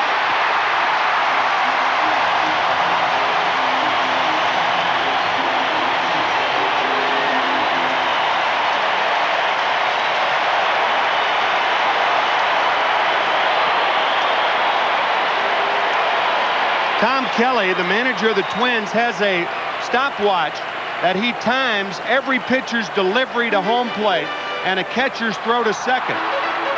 If his watch says that it's more than 3.2 and a half seconds for a pitcher to get the ball home and for a catcher to get the ball to second, he'll send the runner.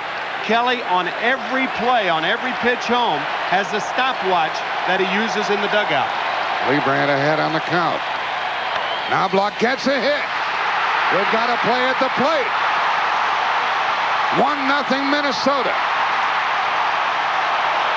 And Knobloch is tagged out. He gets his second hit. He drives in the first run. And then he is cut down, but after 3. The Twins have broken on top 1-0.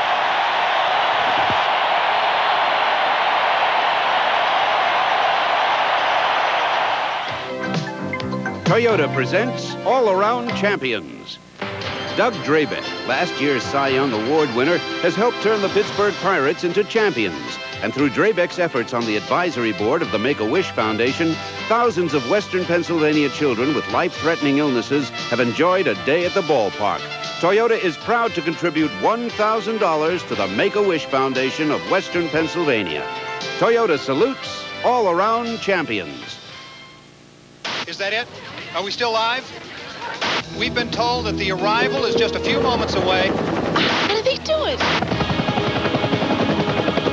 This is an exciting moment. Some said it couldn't be done. Here it is. We can see it now. I'm happy they did it. That meeting such rigid standards was impossible. And while all the others only talked about it, we did it. Introducing the 1992 Toyota Previa. Now the only van that meets all passenger car federal motor vehicle safety standards. I really feel good about having my family in it. It's perfect. Because when it comes to safety,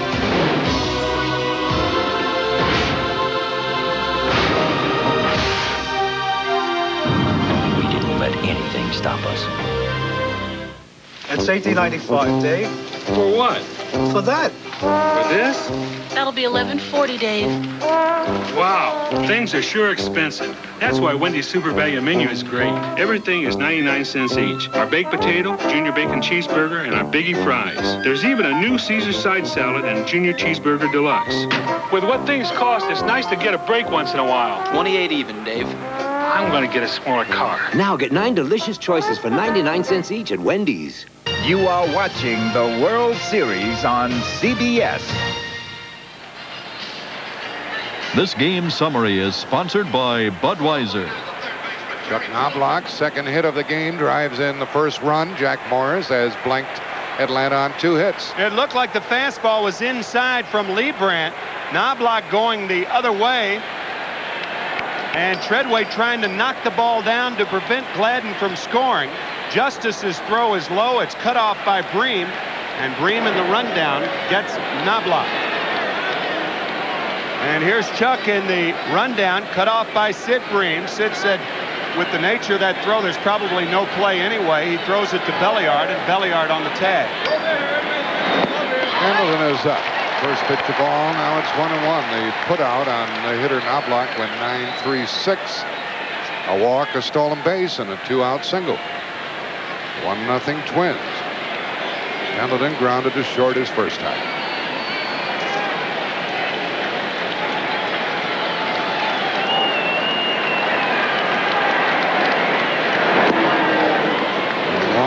fellow who led the National League in hitting. Pendleton hasn't hit his stride as yet in postseason.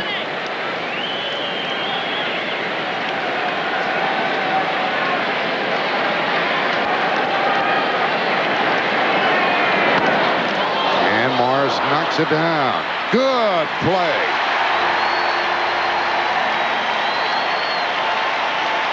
Shades of the All-Star game where he's almost struck by the batted ball. Happened in the first inning up at Skydome in Toronto. He picks this ball up with the palm of his hand, and then it kind of trickles down to his fingers so he can make the play. See him grip it like a palm ball, and he throws Pendleton out. Nice play by Jack Morris. Pendleton 0 for 2, 4 in a row for Morris. And David Justice comes up looking for his first hit. He sent Gladden to the wall his first time.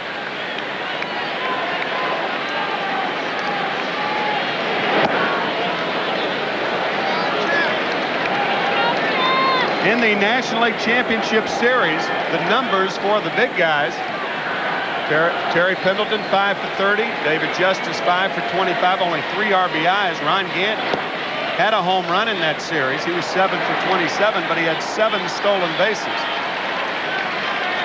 Atlanta Braves somehow finding a way to win.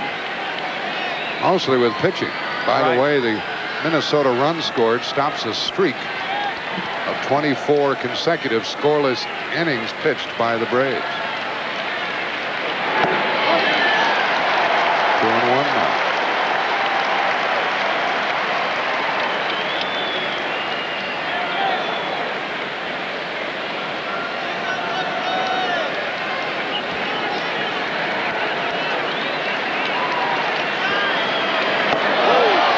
Off speed and in there. Mentioned Jack Morris, Jack, earlier, 5-1. The only game he lost in postseason play back in 1987 to the Twins. And the splitter right there stays up in the strike zone, but clearly a strike. Now 3-2. Looked like Justice said something that caught the attention of the plate umpire on that last strike that was called.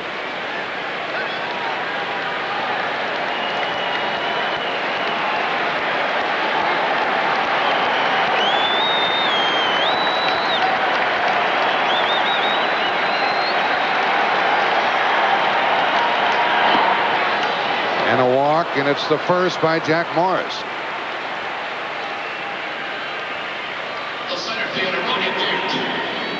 Let's join Jim Cott down below. Well, interesting to watch the pitching patterns of both Morris and Leibrandt, and so far Morris with the fastball in the upper 90s and sinking it away, and Charlie Leibrandt, Timmy, as you mentioned, all of his changeups out of the strike zone. He's getting the Twins hitters to chase that ball out of the strike zone most of the time. And the only, the second base hit, I should say, by Knobloch, the fastball in off the plate, and he just pushed it to right for the only run of the ball game, scoring Gladden. Gant swings and hits it deep. At the track and at the wall. Puckett wants it and gets it.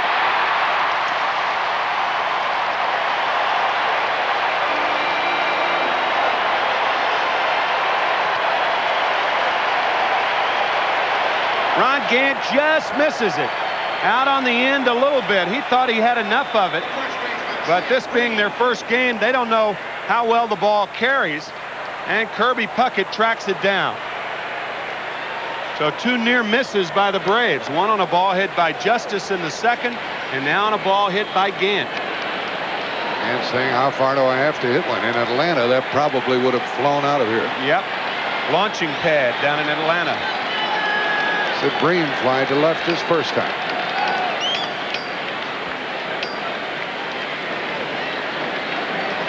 The attack so far for the Braves, 2 singles and a walk.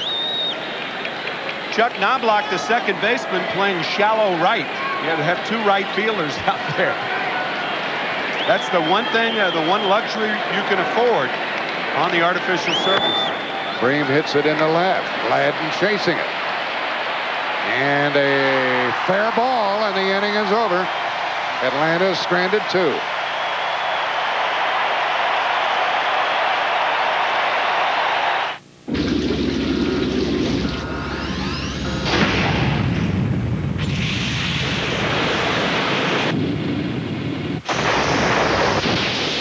fight the corrosive effects of salt and water.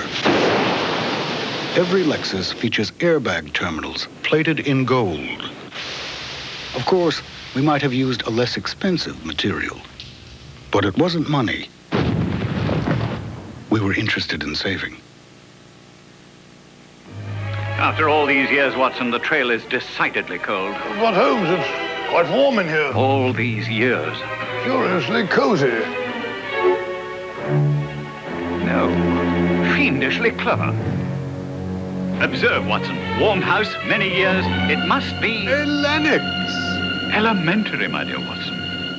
For home heating, for cooking, for hot water, use clean, natural gas. America's best energy value.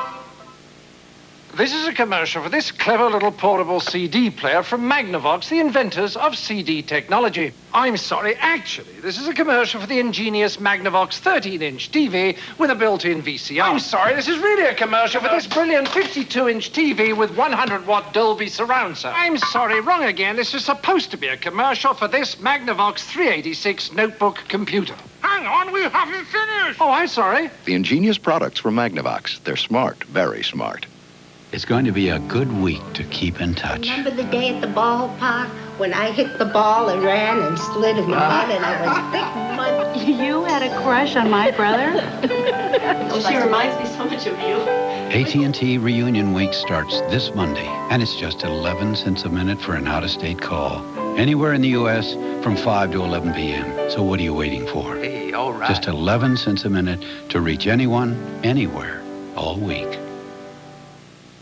Barry Sanders is just smoking. But Jerry Rice is hot, and the Niners are due. Nora, the Lions are off to a scorching start. Wow!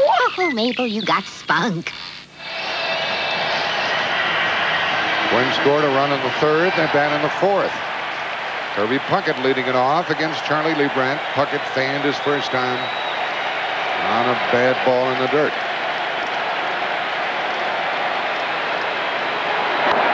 Out of place, strike one.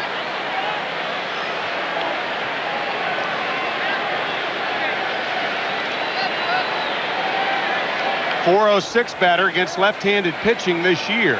.406. It's not bad, is it? Not bad.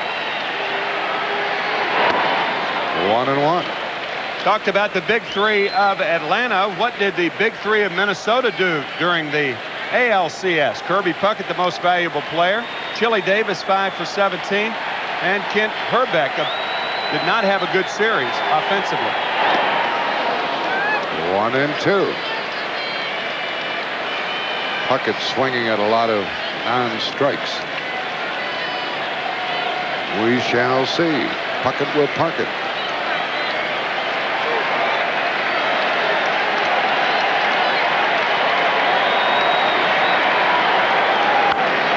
Out of play.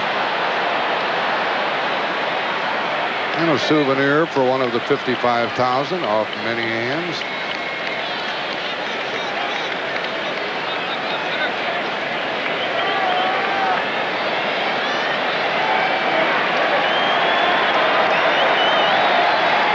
Very comfortable inside here at the Metrodome.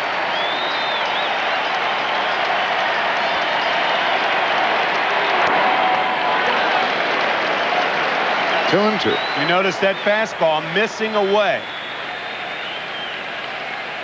Leibrandt will rarely give a hitter a fastball in the strike zone.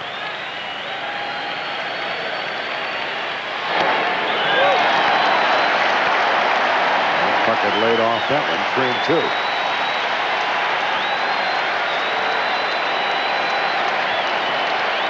Puckett, Davis, and Harper in the Twins' fourth.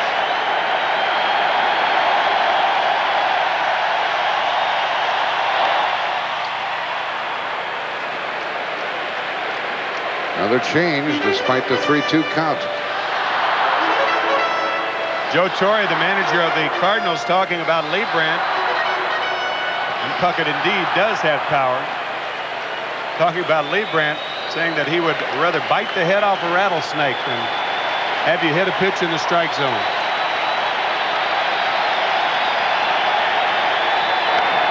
And another foul ball. Another cue shot. like being smothered in a feathered bed, you know, facing Leibrandt.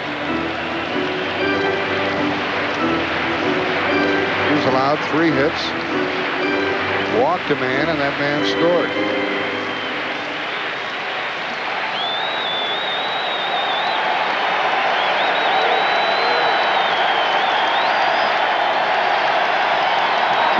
Got him again. Second time that Puckett has fanned tonight. 3 of them for Leibrandt. One thing, Kirby is not up there to walk. He walked 31 times in 661 at bats. Another changeup out of the strike zone, but Leibrandt realizes that Kirby is a real free swinger. And Puckett going for ball 4. He turned ball 4 into strike 3. Davis hit one back to the pitcher his first time.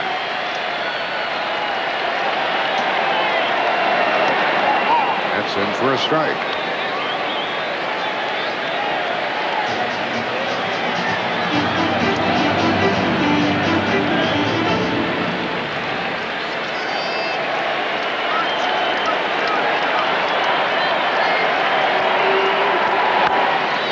Out of play. And strike 2 on the young man from Jamaica, Chili Davis.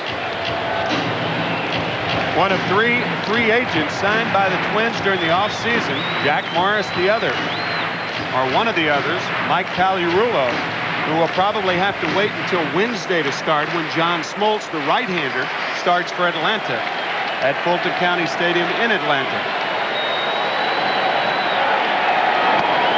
1-2. Tom Kelly said the way that the bases on which they selected the free agents had to do with the work ethic of the people involved. Telling us that before the game. And I can't think of 2 better teams in baseball where they have maximized their free agent purchases better than the Twins and the Braves. 2-2. Talking about work ethic, there's a hard worker, and you know, that's the motto of the Twins: work hard, play hard, and that guy does it. It's Mike Pagliarulo. With 1 out in the 4th, Chili Davis waits. 3-2. And you look at the free agents signed by the Atlanta Braves. John Sherholtz coming over. Bobby Cox saying, what we need to do is catch the ball. And can 3 of the 4 guys in the infield catch the ball? Terry Pendleton at third, Rafael Belliard at short, and Sid Bream at first base. Fine defensive players.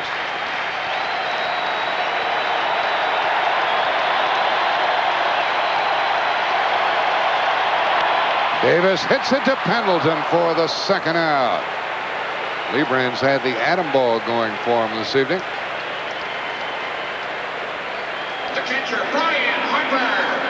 Right. Adam. In the second inning, a line drive resulted in a double play. Pendleton was hurt in the '87 series, and he played the DH role. Had a pulled groin. It was 3 out of 7.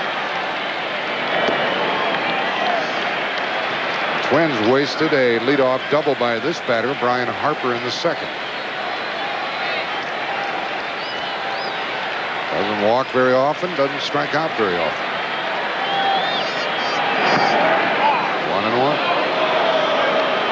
1-1. 14 walks on the year, 22 strikeouts.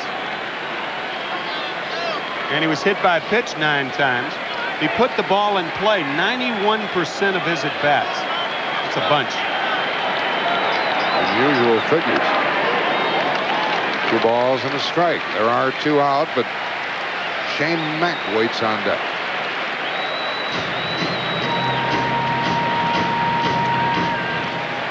Home half of the 4th, 1-0 Twins.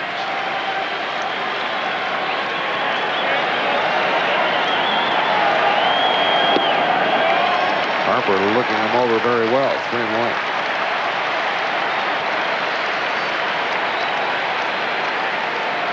Almost seems when you go against Leibrandt, if you don't swing the bat, he'll put himself in the hole. He likes to get you out of the strike zone. And another hit for Harper, his second of the night. That's an interesting point that you just brought up, Jack, because if you are patient early in the count with Leibrandt, you're apt to get a fastball that you can look for. And here's the situation, 3-1 the count, a fastball on the outside corner, and Harper again showing how good he is at hitting the ball the other way. His double was down the line, his single is to right field. What a vastly improved player he is since we saw him in the National League. Harper runs the bases. He is rather slow of foot, and the batter is Shane Mack. With 2 outs, strike 1. Mack lined into a double play by way of short his first time. Shane from Los Angeles, and he grew up on the same street as Chili Davis. He grew up a block apart. Here they are playing in the World Series together.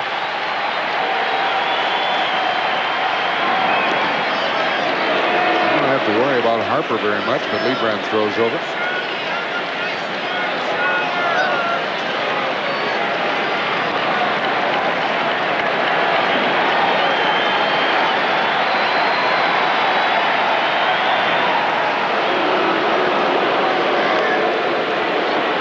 Harper's probably saying, why is he throwing over here?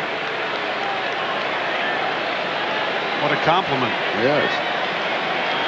It's one stolen base all year.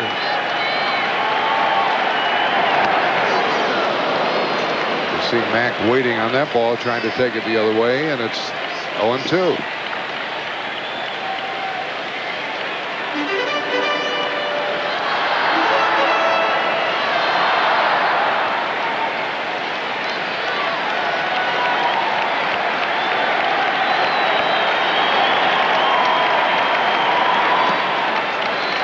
One and two.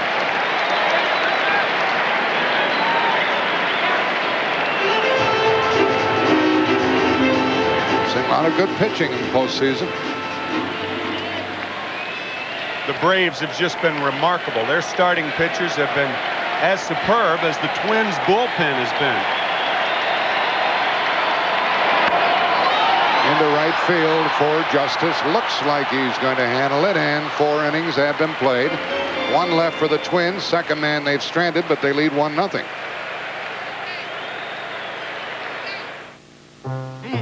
Peanuts, wafers, chocolate, Barkley. Now that we have the best candy bar, bar none, we need the best name, bar none. Bar none. Bar none. Bar none. Bar none. Bar none, the candy bar that named itself from Hershey's. The IBM Laser Printer 10 prints graphics 45% faster than the leading laser printer. Which printer would you rather use in a crunch? The new IBM laser printers put you pages ahead.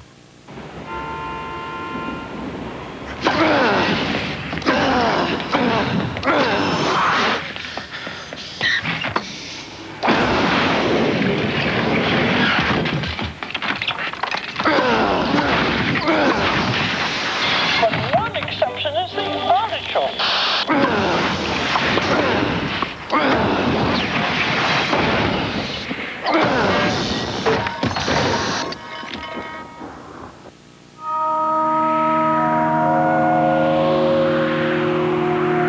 First, we created the LS400 luxury sedan. Now we've taken everything we learned and condensed it. Introducing the new ES300. All the performance of a sports sedan, all the luxury of a Lexus. Enjoy baseball memories throughout the years at home by ordering today your copy of the 1991 World Series Souvenir Scorebook. Packed with more than 100 pages of features, historical facts, and photos of the Fall Classic, this program is truly a collector's item. Get your souvenir scorebook by sending $7.50 and check or money order to World Series Program, Box 91, Trenton, New Jersey, 08651. That's Box 91, Trenton, New Jersey, 08651. Be sure to include your return address. The preceding message was furnished by Major League Baseball. Well, the Twins up 1-0, but Charlie Leibrandt, I mean, it's a bird, it's a plane, it's supervision. This is some high-tech baseball, and he is pitching exactly the way Twins hitters thought he would. The fastball starts out no higher than 83, usually out of the strike zone, ends up at 80 when it gets to home plate. Now watch the slider. He'll run it in on right-hand hitters. It'll start at 79, finishes at about 74. Timmy, here's the pitch you're talking about. Seldom in the strike zone. The changeup comes out at 73 miles an hour, ends up at 68. It's the pitch Kirby Puckett's been chasing in the dirt. And a few other right-handers, too.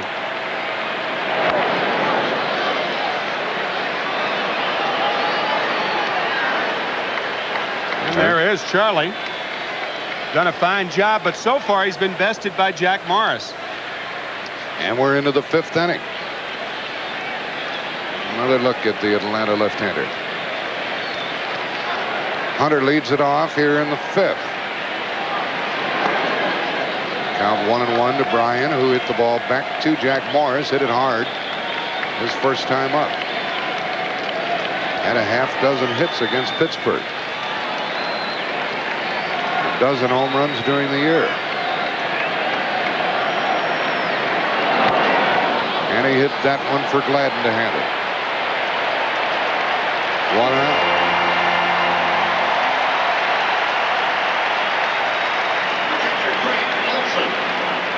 Charlie Leibrandt, by the way, one of 3 left-handers for the Atlanta Braves that won 15 ball games this year. The only 3 other teams in this century that have had 3 left-handers with 15 or more wins: the 1917 Giants, and then the 74 Baltimore Orioles, and then the 1980 Yankees. Greg Olson, he's been feeling his oats here in postseason play. He had a hit his first time. Actually, the California Angels also did it this year. So only 5 teams with 3 left-handers, 15 or more victories. This Atlanta pitching staff, as good as it is, might get some help from Pete Smith, the right-hander, next year. He's been hurt off and on the last couple of years. So they'll be heard from in the next few seasons. 3-0 as Morris falls behind. Here's that left-handed success that Atlanta enjoyed this year. Also California, the Giants in 17, 1974 Baltimore Orioles behind Grimsley, Cuellar, and McNally. The Yankees, Rudy May, Tommy John, and Ron Guidry. A walk to Olson, who reaches base for the 2nd time, and that's the 2nd walk by the Minnesota pitcher. Atlanta's left 3. They have 1 on, 1 out.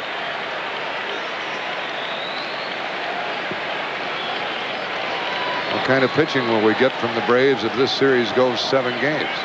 We'll probably get 6 left-handers. John Smoltz will be the only right-handed starter for the Braves. And that was dictated by Smoltz pitching the clincher in Pittsburgh on Thursday. Strike to Belliard. It's a lot easier to clinch early, as the Twins did. They clinched last Sunday in Toronto, but it took Atlanta until Thursday to clinch, and then they flew in all night, arriving about 5 o'clock on Friday morning. They worked out last night. If any team is fatigued, it's the Atlanta Braves. Belliard, who sacrificed his first time, has a strike 2 count. And Minnesota had ample time to put their ship in order. Jim Williams gives the signs to Belliard. He's not going to be able to do much with an 0-2 count, and Olson, not a fast runner on at first. He's swiped 1 base this year.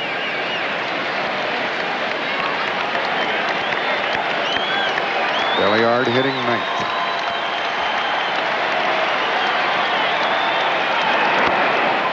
Double play ball maybe. Gagne, 2. Braves have been blanked and trail 1-0, bottom of the 5th. It's not just a car, it's your freedom. Tune up. You can't do it with a screwdriver and timing light anymore.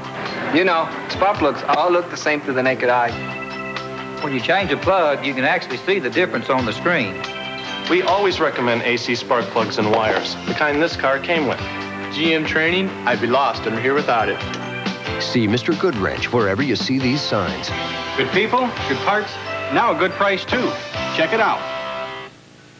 We built this business. I hit the brakes. You know they're anti-lock brakes. It was close, but we stopped in time. Built this business. Every year they plant new trees. Dad says they make good things from trees. After my accident, they advanced my insurance benefits and built me a ramp and got me back on my feet. We built this business to build your dreams. On November 1st comes the motion picture event of the season. Dustin Hoffman, Nicole Kidman, Lauren Dean, Bruce Willis, Billy Bathgate, rated R. Its conquests are legend. Germ killer, plaque slayer. Now Listerine faces its greatest challenge. The ever-present threat of the gum disease, gingivitis.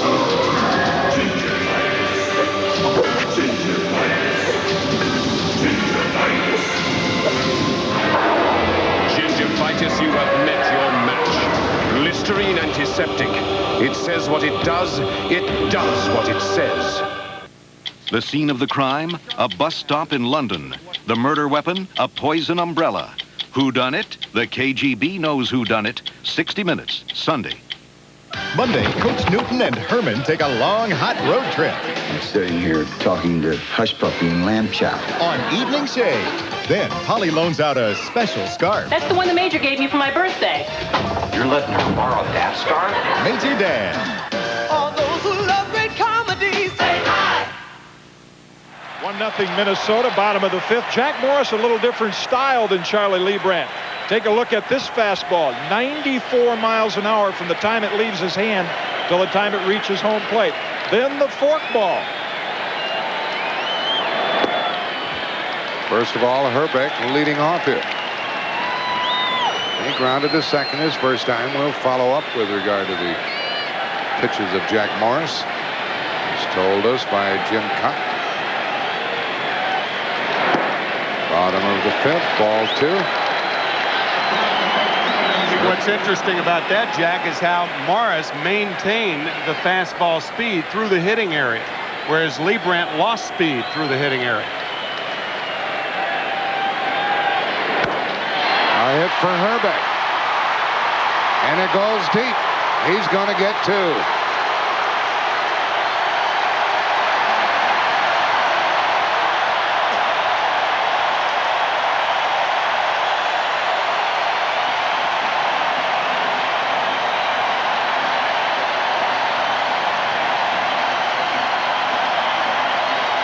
Ken Herbeck, known affectionately as Herbie by all the people in Minneapolis, will they ever love their twins? Herbeck signing a contract when his extension was up the last time. He took less money to stay here in Minnesota. From here, and he just doubles for his first hit of the series. It's a leadoff double here in the fifth inning. The batter, Scott Leyes. And a strike to him. He grounded to first his first time and has no hits in postseason. Leibrandt has allowed 5 hits and a walk.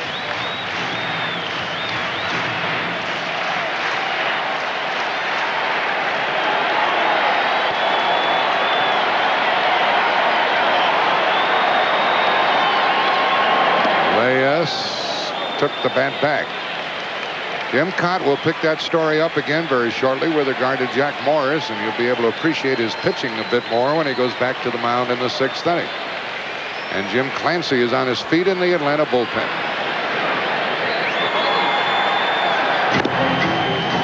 There's Jack Morris. He has shut out Atlanta on 2 hits, 2 walks in the first 5 innings.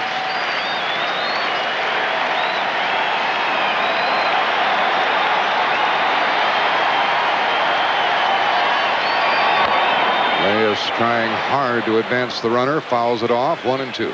with nobody out. Big league hitters are trained, especially if you're an 8-hole hitter.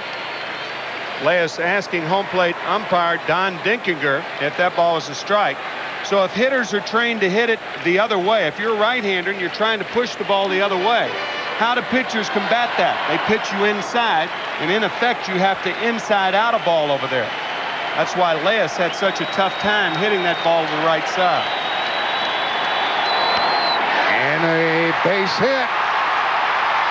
The runner stops at third. First and third, nobody out.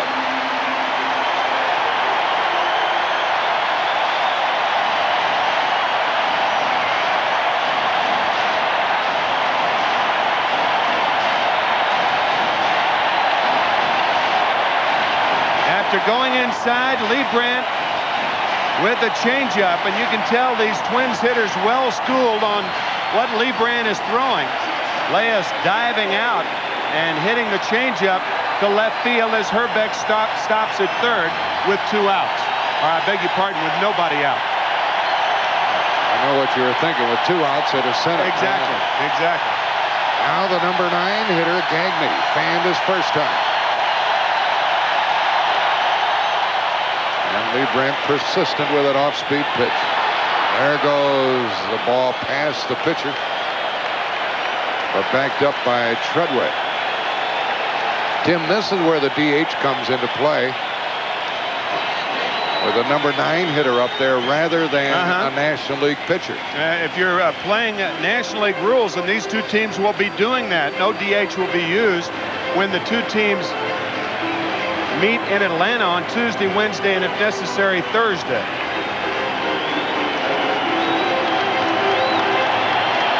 Jack Morris would be the hitter, and if he starts next Thursday night, he will be a hitter for the first time in a long time. Twins leading 1-0, 5th inning. First and third, nobody out.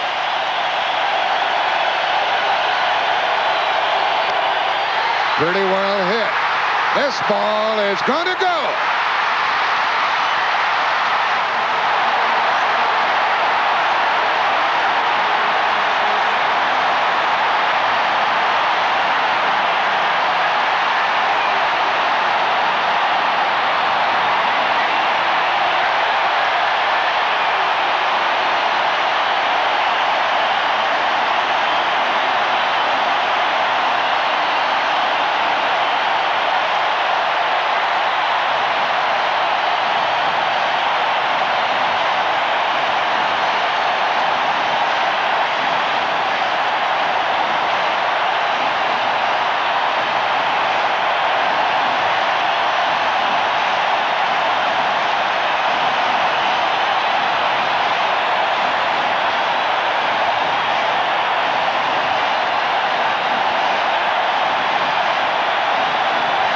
We talked about Greg Gagne and his deceptive power.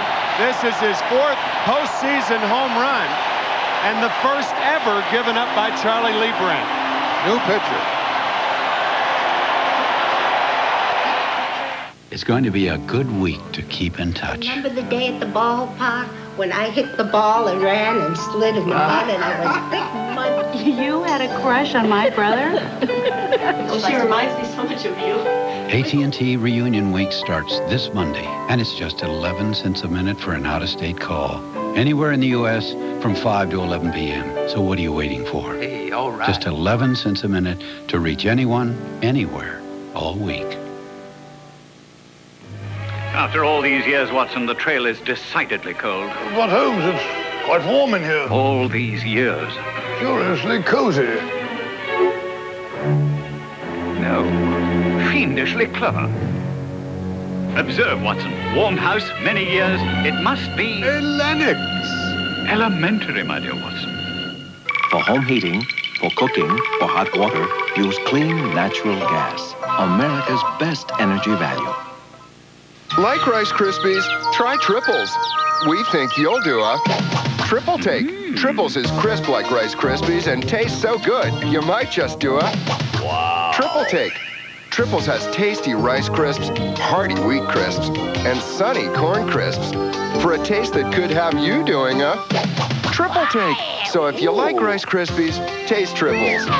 From General Mills, we think you'll do a triple take. Miles wants a happy story. What am I working with here, the Von Trapp family? Will Murphy get the poop? This has been the worst afternoon of my life. Murphy Brown. And whose designing women are headed straight for prison? I want to dance with her. Kind of like a combination of watching American Bandstand and America's Most Wanted. Then, how far will Maggie go to drive Joel crazy? They're gonna do it. A wild northern exposure all Monday. All those who love great comedies, say hi. Charlie Leibrandt, 4 innings, 4 runs, 7 hits. Struck out 3, walked 1. Jim Clancy greeted by the top of the order, Dan Gladden, strike 1. 4-0 Twins.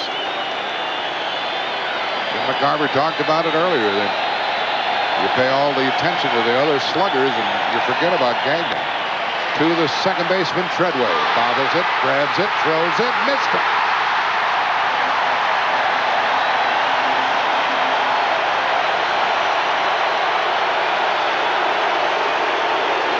Take a look at the home run one more time by Gagne. Leibrandt tried to get inside with a fastball. But look what happened at first base.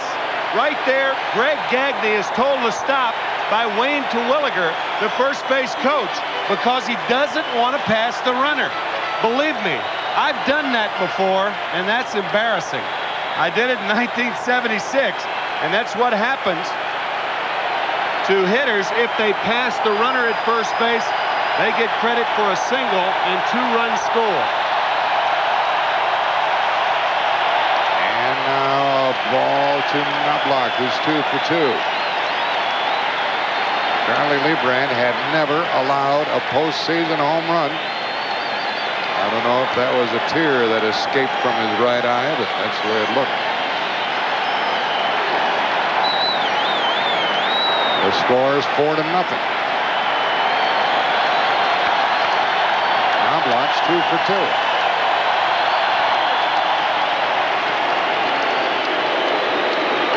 This crowd is like the Atlanta crowd. They never stop, particularly when their team is doing something.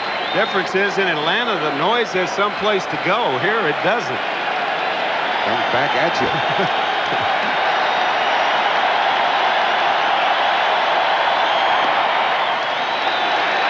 After the home run, an error by Treadway.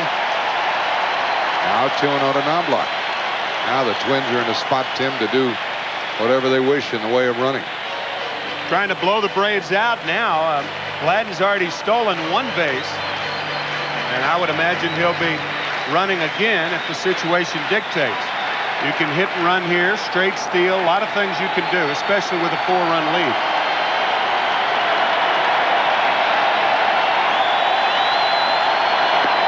Ball 3.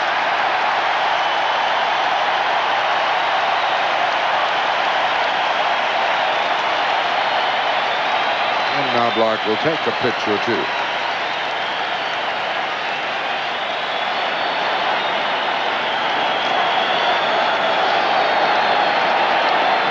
Clancy joined the Braves from the Houston club. Puts a strike in there. He's 3-2 on the year with 3 saves. And we'll watch Mr. Gladden over at first base.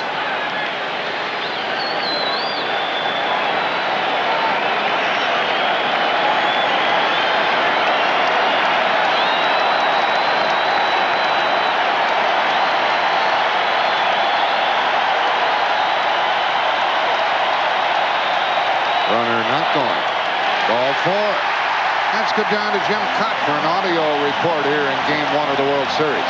Well, Jack and Tim, one individual on the Minnesota Twins team, and you're looking at him, batting coach Terry Crowley, many think might be one of their most valuable players. And tonight's game is an example of it. The Twins hitters have had an ability to adjust to the pitcher the second and third time through the batting order all season. Tonight's an example of it.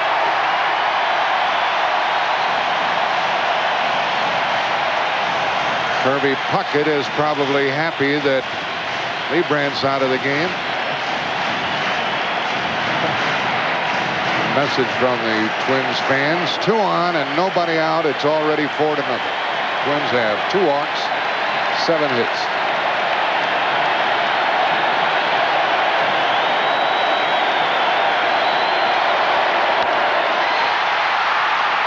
Gant has it. The runner tags at second, goes to third. First and third, 1 out.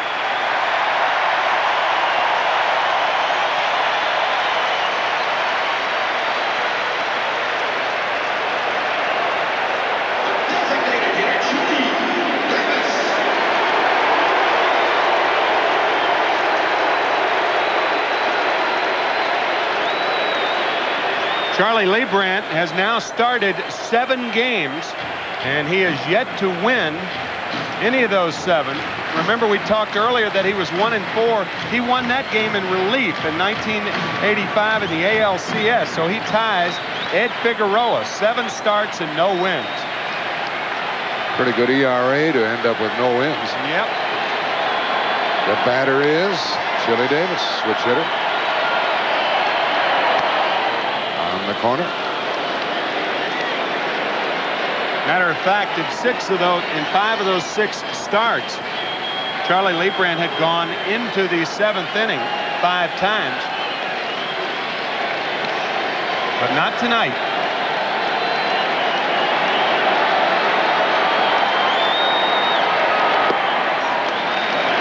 1 ball, 1 strike.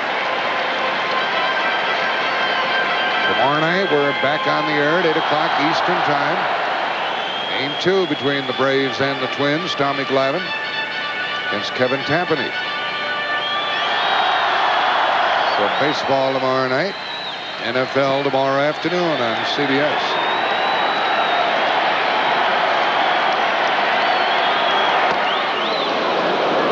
One and 2.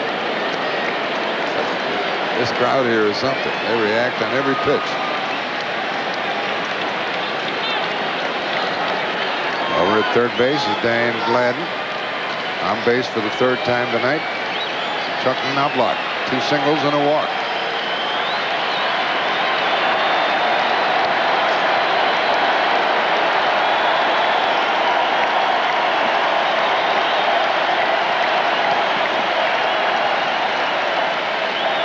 Jim Clancy in relief of Charlie Leibrandt. I'm sure this Twins outburst surprises no one. They led the American League in hitting.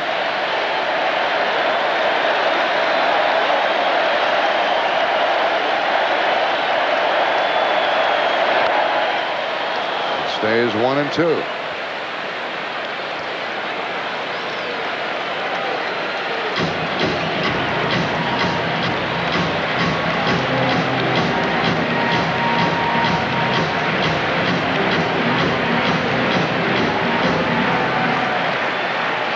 First and third, 1 out. Clancy could certainly use the strikeout or the double play.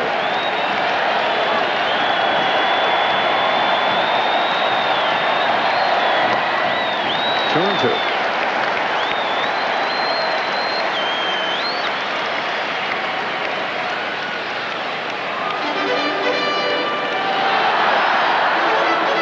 Be pretty loose up there, 10 World Series or not, when your club's ahead 4-0 and you're playing at home. Yeah, you're into the middle relievers.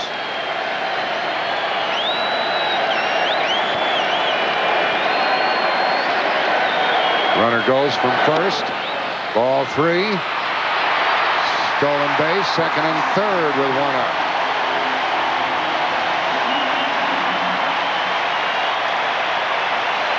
Greg Olson has 2 responsibilities. He must look at third first. Little play on numbers there, but watch him look at third. That gets Gladden back to third, but that little delay also allows Knobloch to steal second base. So your responsibility as a catcher is different with runners at first and third. You look to third first to get him back and then throw through. Now they're going to walk Davis. And the bases are loaded with 1 out.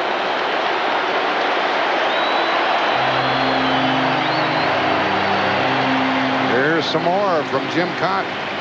Well, Jack and Timmy, from this level, what made that stolen base so impressive by Chuck Knobloch is the throw was there, but it was the head-first slide.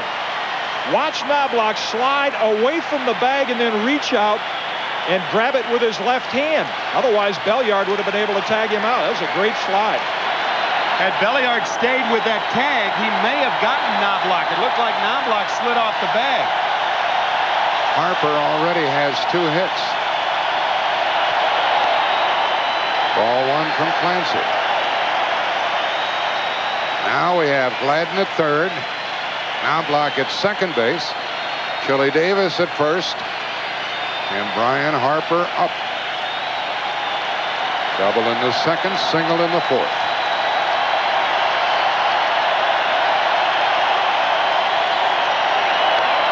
Ooh, what a good swing he had. 1-1. Yeah, something we didn't talk about. I don't think it was that clear-cut to walk Chili Davis with the count 3-2. I mean, if Davis has one more strike, you throw a slider down and in, and he swings and misses, then you have 2 outs. Count 3-2 on a hitter. I mean, you've already worked him to that count. I don't think it's clear-cut to walk him in that situation. That's what Bobby Cox elected to do. In the hole is Brian Harper, 1-2. In the 1972 series, the Dick Williams and the Oakland Athletics had to count 3-2 to Johnny Bench. They tricked Johnny. Johnny's doing the game tonight with Vinny. Catcher held out 4 fingers as though they were going to walk him, and threw the next pitch right down Broadway and struck him out. Can you do that? They did do that. There's Johnny Bench. Base hit loaded, 1 out. 1-2 the count.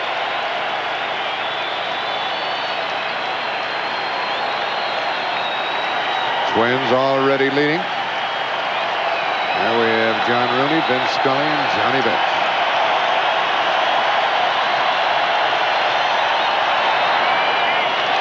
Two and two. This has been a long 5th inning for Atlanta. Double by Herbeck, single by Leas, home run by Gagne. Long inning for Bobby Cox, then the error by Treadway. The walk to Knobloch. Puckett flied out, and they walked Davis.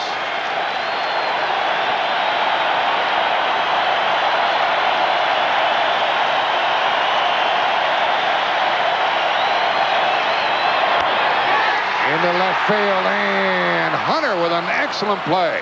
A late tag by the runner, and he is out to end the inning as Olsen held the ball. So we end up with a 3-run 5th for Minnesota. And it wasn't very good base running by Diane Gladden. Bad base running, as a matter of fact. You got to score on this ball. He didn't. We'll return to the Metrodome after this message and a word from your local station. Miles wants a happy story. What am I working with here, the Von Trapp family? Will Murphy get the poop? This has been the worst afternoon of my life. Murphy Brown. And those designing women are headed straight for prison. I want to dance with her.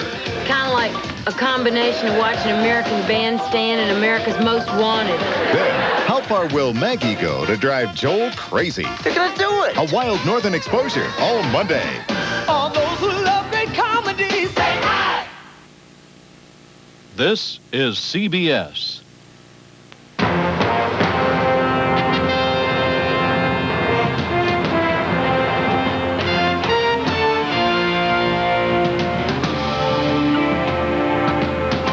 It was the greatest empire mankind has ever seen.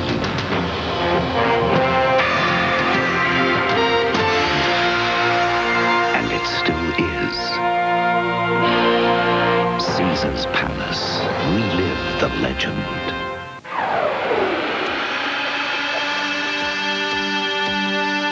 The muscles of the neck, back, and legs run in a vertical direction.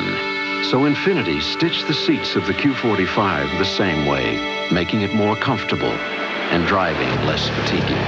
At first, you may not notice the luxury of something as small as a stitch, but to Infiniti, what's important is that somewhere down the road, you will.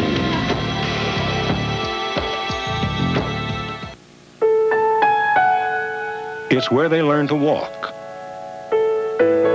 and talk and explore. It's where they learn to succeed and fail and grow. Homes will always be an important part of people's lives. That's why home loans are such a secure investment. And that's where Home Savings of America has put its depositors' money for more than 100 years. Channel 2's playoff post-game show tonight after the game. The Twins leading Atlanta 4-0. It should be 5-0 with the Twins still batting. Why, you may ask yourself, didn't Dan Gladden score on this ball? A relay from Hunter to Pendleton, and Gladden an easy out at home. This is why. Gladden at third base. Watch, hesitation, break forward. There's only one place for him to go, and a ball hit to the outfield, and that's back to third base. He scores easily. Poor base running by Dan Gladden. Well, the leadoff man is gone. The top of the order in the sixth. Lonnie Smith out 4-3. As you see, Dan Gladden coming in spikes high, flaming spikes into catcher Greg Olson, and Olson holds onto the ball. One thing you don't like as a catcher, you don't like runners jumping into you. If they keep their feet on the ground, you don't consider that dirty pool. But catchers don't like that. When runners jump into them, they don't like that at all. Be interesting to hear Greg Olson after the game commenting on that type play. Treadway is up. He is fanned twice. And Jack Morris continues to roll along. Morris has blanked Atlanta on 2 hits, 2 walks, and he enjoys a 4-0 lead. And a hit for Treadway. A 1-out single by the Atlanta second baseman. The third baseman, Terry Hamilton. Dan Gladden hesitating, then breaking forward on the ball to the outfield. If the ball drops in there, he walks home. Dan appeared to know that he made a mistake and was out by about 5 feet, and you could see the spikes high when he went into Greg Olson. And here it is once again. Catchers don't like the spikes leaving the ground. They like them skidding along. Otherwise, some catchers would take your foot and turn you over on a play like that. Best at doing that was John Roseboro. Oh, yeah. Gabby. He'd play it any way you wish. And he also played for the Minnesota Twins when he left Los Angeles. Ball 1 to Pendleton. Ball 2 to Terry. He's 0 for 2. I'll tell you another older catcher who was great in that department was Andy Semenuk. Man, he was a killer at the plate. I've heard you talk about Andy for a lot of years, and man, I wish I could have seen him play. Back in the early fifth place for the Whiz Kids back in 1950, as a matter of fact. There's Olson. He was tough on the tag, wasn't he? Surely was. That's a tough tag because he didn't have a chance to get it to his bare hand. He had to make the tag with a glove hand. Hamilton, borderline pitch and a strike, 2-1. He talks to the plate umpire. A single by Treadway, the third hit off Morris. Morris won 2 games against Toronto. Trying to get the better of the Braves here. Popped him up for the second out. Second baseman wants it. And 2 out. Let's go down to Jim Cobb. Well, long time between pitches. We were talking about Jack Morris's fastball. Started at 94, and as you said, Tim, the impressive thing was it stayed at 94, right into the hitting area. And then along with that fastball, his forkball is actually faster than Charlie Leibrandt's fastball. Starts at 85 miles an hour, ends up about 80. That's that pitch down and in that the Braves hitters have been missing. And then about 4 times a game, as he did to Justice and Gant, he'll flop one of those in there, a changeup. That ends up about 58 miles an hour. Here is a base hit for David Justice. And Treadway stops at second with 2 out. 2 hits in the inning. You stay with us down there, Jim. We'll get to you. That's an interesting story, Tim, about the pitching ability of Jack Morris. Yeah, the fastball maintains its speed through the hitting area, And there's a disparity in the speeds of the fastball and the changeup and the forkball. So he gives the hitter a lot of different looks at which to look. But the Braves now with a chance of climbing back into this one if Gant can park one. And Jack Morris allowed 18 home runs during the season. Gant hit 32, +1 in the playoffs. So here's a crack at it for Atlanta, 2 on, 2 out in the 6th. Gant has single and fly to deep center.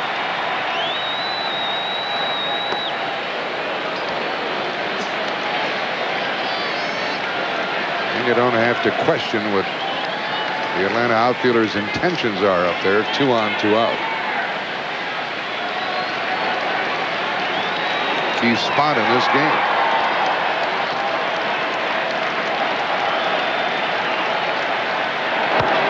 And that ball is a base hit and past Gladden, and Atlanta gets a run. And they send Justice. Now they hold him up on a double by Gant or a single and an error. Gant hit that ball hard. 4-1. Third base coach Jimmy Williams had an idea about sending David Justice, but he realized the score, and you just can't take a chance. Gladden does all he can. The ball hitting off the arm, it bounces in front of him. So all he can to keep it in front. And by the time he retrieves the ball, Justice has gone to third and Gant to second. But Jimmy Williams, the third base coach, had an idea of sending Justice, and he held him up at the last minute. It's a single, an RBI, and an error on the left fielder, Gladden. Sid Bream fouls one with 2 out. 3 hits in this inning against Jack Morris. Bream 0 for 2, twice flying to left. He could make it a 1-run game or tie it.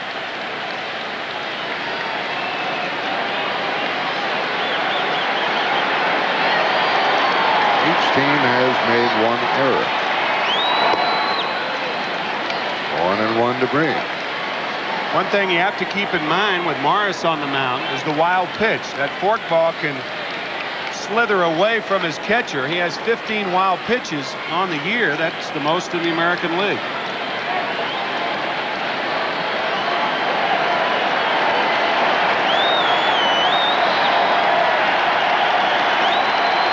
Second and third, 2 out.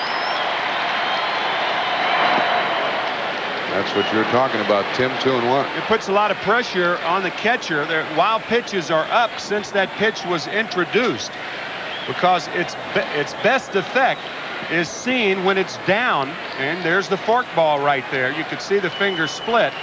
And Harper on a nice play.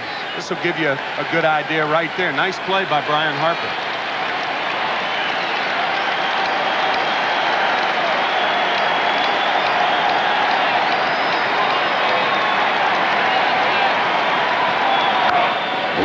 Big swing by Bream evens the count. 2-2. 2 on, 2 out. 4-1 Minnesota in the 6th. Well, we've seen this Atlanta club plenty this year. They come back and get you no matter what the score. Just came back 2 and 3 days ago, winning game 6 of the National League Championship Series 1-0 behind Steve Avery, and then 4-0 behind John Smoltz.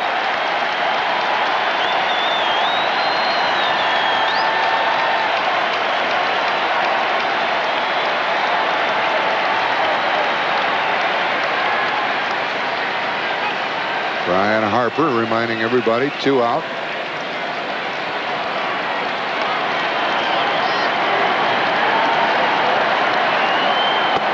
Giroux. Pitch over the inside corner. Morris gets another strikeout, and it's 4-1 in the middle of the 6th.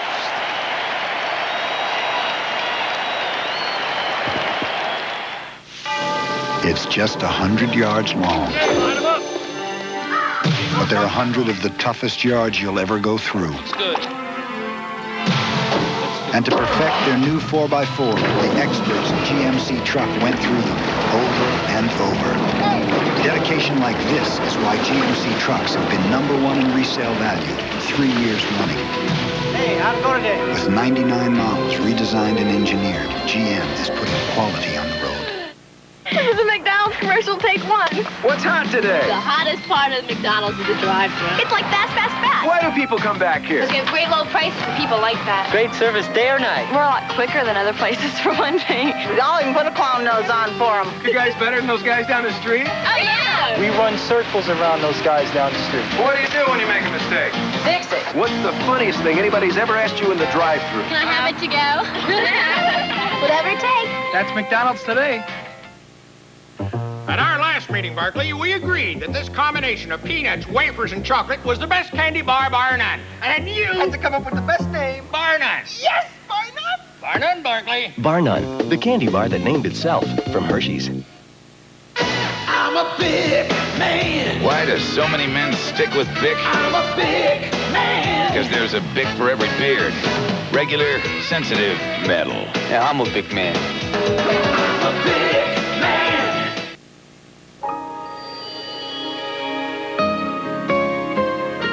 It's only natural that children look to their parents for answers.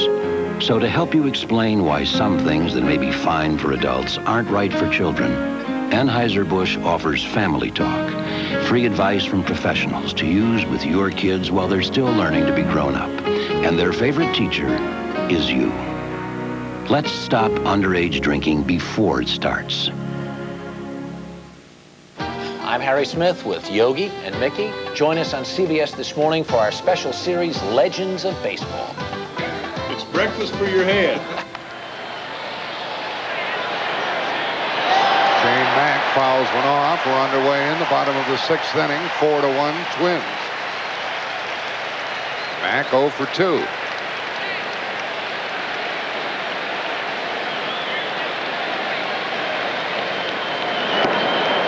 Jim Clancy, the pitcher for Atlanta, in relief of Charlie Leibrandt. Saw that big second half for Shane Mack. Only Ken Griffey Jr. and Julio Franco hit higher in the second half in the American League. 1 to Treadway. And 1 out. Let's rejoin Jim Cott. Well, Jack and Tim, you mentioned about Jack Morris's fastball, how the 94-mile-an-hour one held its speed. Now look at the pitch that struck out Sid Bream. It went from 95 out of his hand to 90 at the plate. Why? Because it was a two-seam fastball that Morris tried to get some movement on. Back across the corner. The 94-mile-an-hour is the riding fastball. He throws through the catcher. Now a pop foul by Herbeck, and Pendleton tracks it and missed it. Oh, did that hit somebody? It did. Yep, that ball apparently moved. Pendleton couldn't catch it. And not on the hit. Terry just missing it, and I believe it is the commissioner, Fay Vincent's daughter, Ann, who was hit, and we certainly hope she's all right. My goodness. Well, I'm glad she wasn't looking up. There is 1 out in the 6th. Herbeck still at the plate. And the count 1-1. The box seats are extended in postseason play to accommodate the commissioner and others of stature. Ball 2 to Herbeck. Looks like she's all right. At least she is still in the seat there and not seeking any first aid.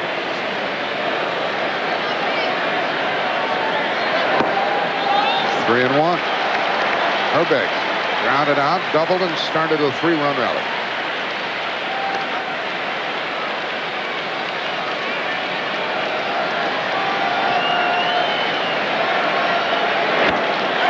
Did he hit it good enough? He certainly did.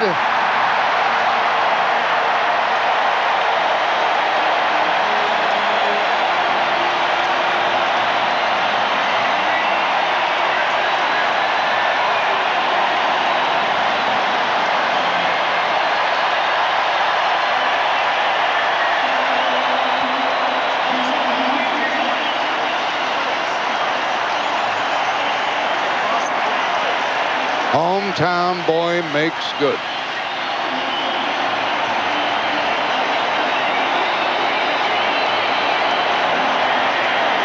It has been the Herbie Derby here for a long time.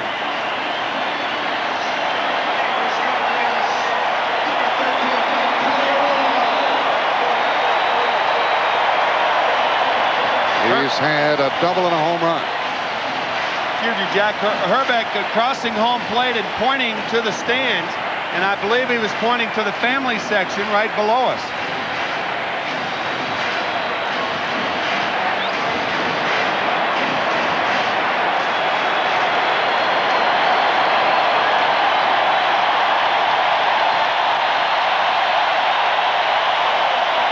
So the Twins get that run right back. And Herbeck takes a bow. We have a pinch hitter. Mike Cagliarulo is going to bat for Scott Les. And ball one from Clancy.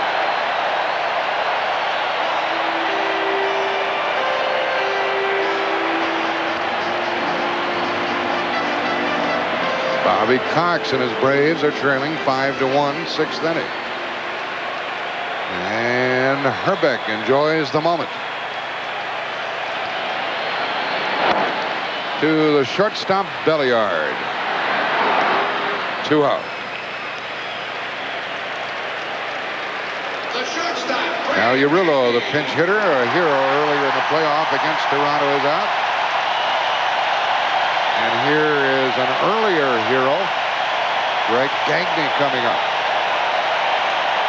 With that home run he hit his last at bat, he now moves past some elite company. In postseason play, there have been 6 Twins to hit 3 or more home runs. Only Greg Gagne has more than 3. Try to give you the list after this pitch. From Clancy, ball one. Teammate Kirby Puckett has 3. Harmon Killebrew with 3. Tony Oliva with 3. Gary Gaetti with 3. And Ken Herbeck now with 3. But Gagne with 4. First time up, he struck out. Then he hit a home run with 2 on, nobody out. For the time being, breaking open this ball game as Charlie Leibrandt, the starter, tried to come inside with 2 on. And here's what Gagne did.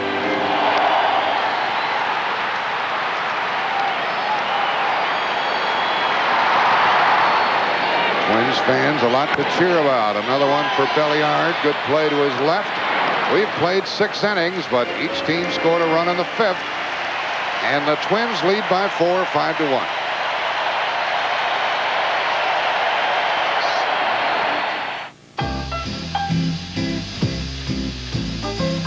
Whoa, 50 Studebaker. Yeah. Hey, we had one of these when I was a kid. Weird. Yeah. The other kids called it a stupid baker because it looked the same from the front as it did from the back. And now it's a classic. Right. Hey, I should buy it and put a sign on it that says, "Now who's stupid?" I don't know. Would you put the sign on the front or the back? Oh, cute. Relax. You're among friends. Levi's 100% cotton Dockers. Someone's taken some steps to juice up their battery. And today's Duracell batteries can even outlast the ones we made just a few years back. You can't top the copper top.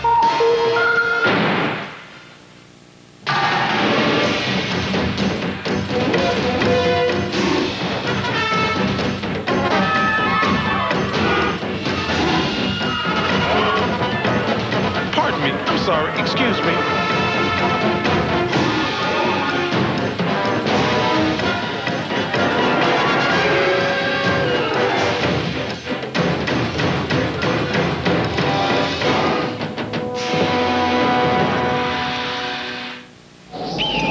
Pontiac's journey down Pikes Peak is legendary. You'd be heading down about now. I checked the brakes. 24 steep miles. Punishing these brakes hundreds of times, Pontiac superheats them to the very edge of endurance. He's tough on those brakes. Heats them up. Dedication like this is why the brakes in 1991 GM cars are rated the highest in satisfaction of all domestics. Morning, guys. Davey! With 99 models redesigned and engineered, GM is putting quality on the road. CBS Sports coverage of Game 1 of the 1991 World Series is brought to you by General Motors. GM is putting quality on the road. Hershey's Bar None, the candy bar that named itself. And by Levi's Dockers. Relax, you're among friends. We've played 6, and the Twins lead it 5-1. And a look at the MVP in the National League Championship Series, Steve Avery. So don't count these Braves out no matter what happens tonight. Lavin tomorrow, and then Steve Avery, and they have John Smoltz. Their pitching will always keep them involved. Mike Pagliarulo, who pinch hit, stays in the game at third. First up is Brian Hunter. We're underway in the 7th. Jack Morris on the hill.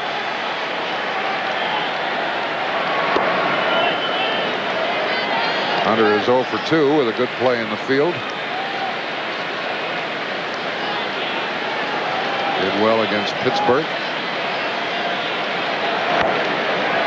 This one is foul and out of play. Well, tomorrow, football. The NFL Today at 12:30 Eastern. Join Greg Gumbel, Terry, Leslie, and Pat for the latest NFL news and information. 49ers are at the bottom of the NFC West. Players speak out about it. Terry and John Madden review who's hot and who's not. It's the halfway point of the season. A look at Barry Sanders, the great running back. Big game at 4 o'clock, Detroit at San Francisco. So you'll learn about Barry Sanders, and then most of you folks will be able to watch him in action. 2 balls and a strike to Hunter. Barry Sanders, a remarkable running back for Detroit, and Jack Morris for so many years, a remarkable pitcher for the Tigers. This one to deep short. Gagne got him. Nothing to it. The catcher, Craig Olson. You know what's impressive about this? Watch Mike Pagliarulo. This is communicating with your infielders. Right there, Gagne says, I've got it. So Pagliarulo holds up and lets him field the play. A lot of times third basemen tempted to stick their glove out and deflect that ball. You're right, Jim. We saw him pull the glove back. 1 out, the batter, Greg Olson. Foul ball, strike 1. As a matter of fact, in that zany inning, the inning in which David Justice missed third base in Game 5 of the NLCS, that inning started off by Gary Reedus hitting a ball in the hole and or having a ball hit to him by Justice, and Reedus cut in front of the second baseman, fielded the ball, threw it back to Zane Smith, and that opened that inning up. Had there been better communication for the right side of the Pirate infield, that wouldn't have happened, and that's what Kitty was talking about there. Now the count has gone to 2-1 to Olson, and Mark Wohlers warms up in the bullpen.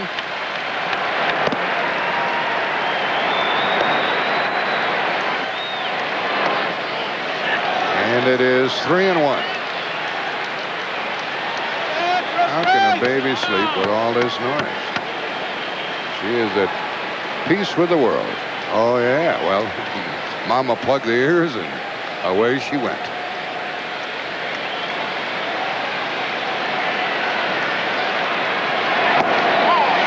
Three and 2. Jeff Blauser will come up there next. And he will bat for Belliard. Popped up, and there is a play for the third baseman, Pagliarulo. Fair ball, 2 out.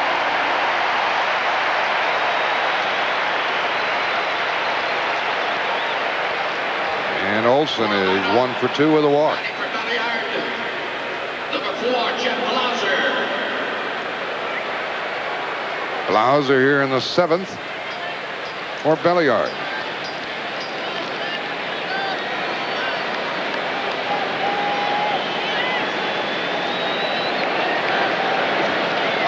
Well, some pitchers can't stand prosperity. Jack Morris can. He's leading 5-1 here in the 7th. And breezing.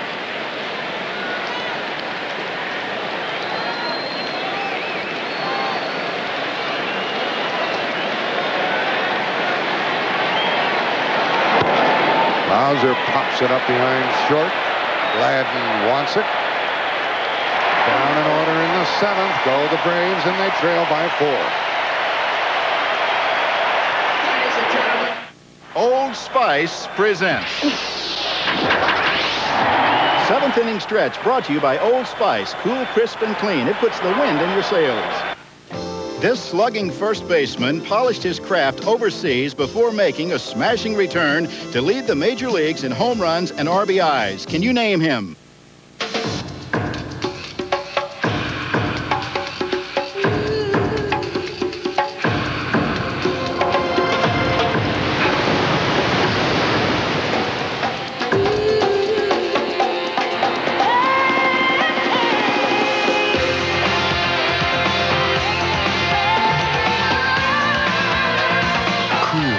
Crisp, clean, Old Spice.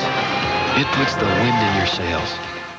Cecil Fielder of the Detroit Tigers had 132 RBIs and 51 home runs in 1990. This year, Fielder has continued his Motown revival. Imagine a rent-a-car company that offers special delivery right to your door. That's Enterprise. Here, let me help you. Enterprise, a special rent-a-car company that gives you special delivery. The Allstate agent who helps insure your car can give you a hand with a plan for life insurance. Life insurance. Your Allstate agent wants to be your agent for life. You're in good hands with Allstate.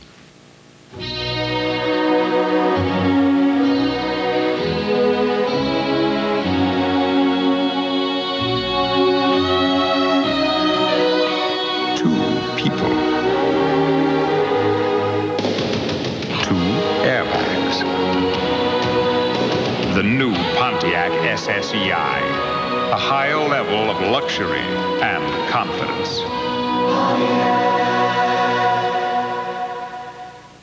Barry Sanders is just smoking. But Jerry Rice is hot, and the Niners are due. Nora, the Lions are off to a scorching start. Wow! Oh, Mabel, you got spunk. You might see if Olson.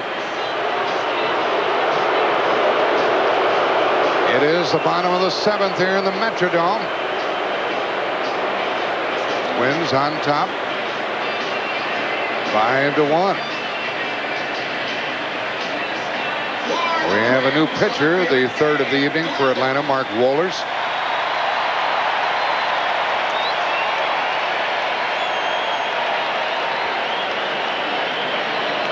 In the top of the order is up Dan Gladden.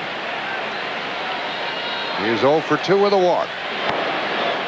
And ball 1, and the new shortstop, Jeff Plowser, who pinch hit unsuccessfully. He has a tender elbow. He's struck by fungo bat. Do you think the batter and the catcher are talking about something here, Tim? Remember Gladden went hard into Olson? Looked like Gladden had something to say. Maybe Olson did also. Ball 2. Possibly. I don't know. I mean, it seemed like Gladden was talking to Dinkinger.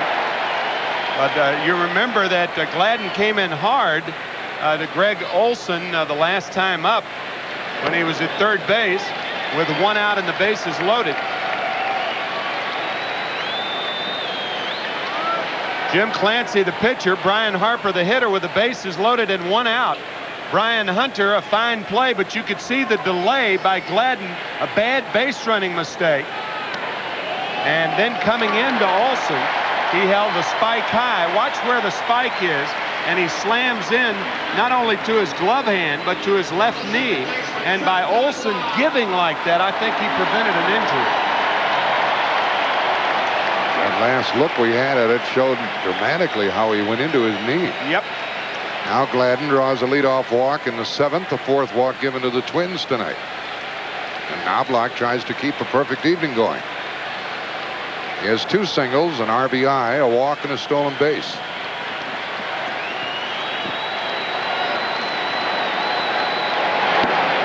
Now a strike from Wohlers. This kid can throw extremely hard. But the first thing he did was walk the leadoff man.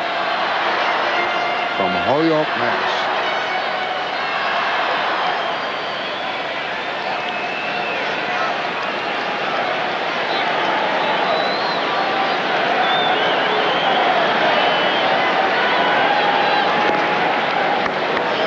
Think about how young this Atlanta pitching staff is.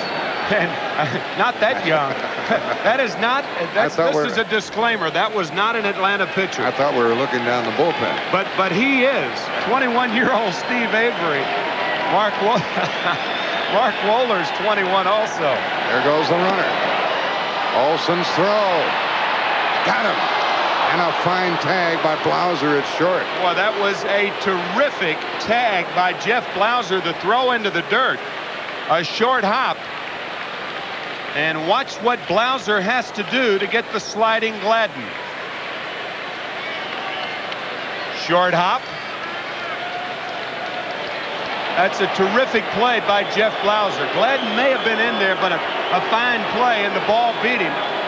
Close enough to call him out. Look out. Up the middle to Blauser, but he couldn't handle it. And Breen saves it. It's probably a hit for Knobloch. If so, his third hit. Well, it was a hit in more ways than one. It hit Mark Wohlers, and I think the glaring thing on this play is the continued inability to throw by Jeff Blauser. He had one opportunity for an assist in the NLCS. Now he makes the play. He bobbles the ball after it hits off the leg of Wohlers, but look where the throw is. That's the second errant throw by Jeff Blauser, and that was a tough play. I'm not saying anything other than his elbow may be hurting him. A hit is ruled for Knobloch. He's 3 for 3 plus a walk, and Puckett takes the strike. Kirby's 0 for 3.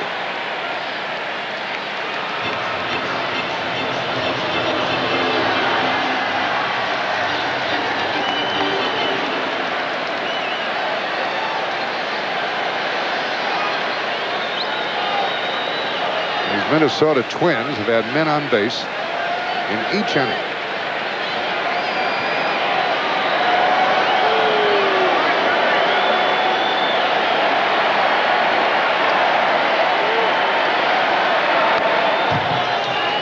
What a quick bat he has. He gets it started in a hurry.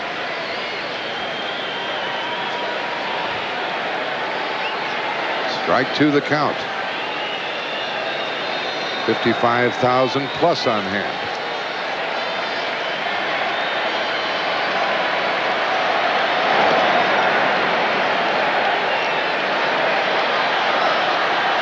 Knobloch stole a base earlier. He's the leading base stealer on the Twins this year.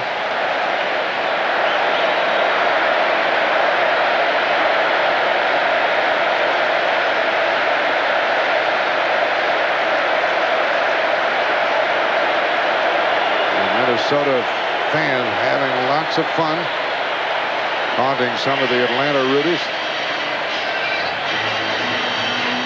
We're here tomorrow night, travel day Monday, Tuesday night, down in Georgia.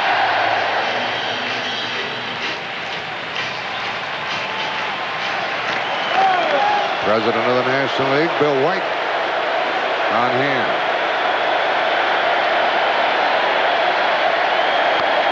Play by Puckett, still 0-2.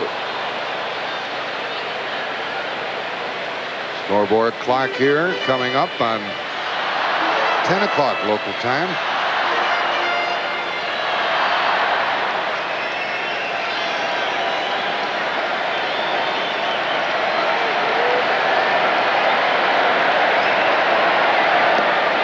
Puckett waved at it and held up, and it's 1-2. We are at the Metrodome, first game of the 1991 World Series. There's our line score. Each team an error. 9 hits for the Twins, including 2 home runs.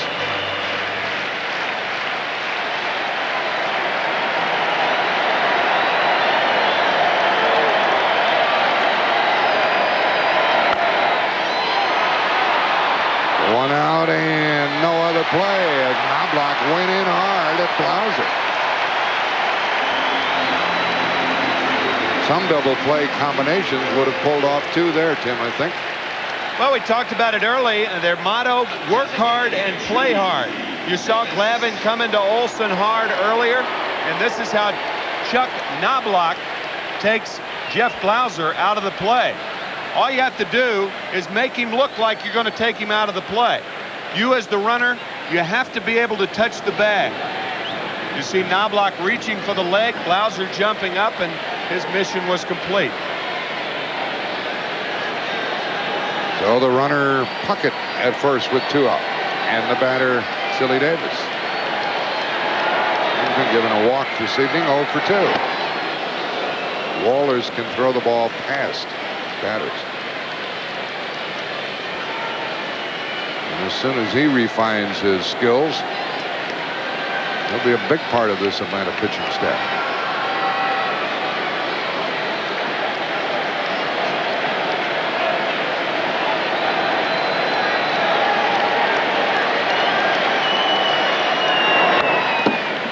Strike two.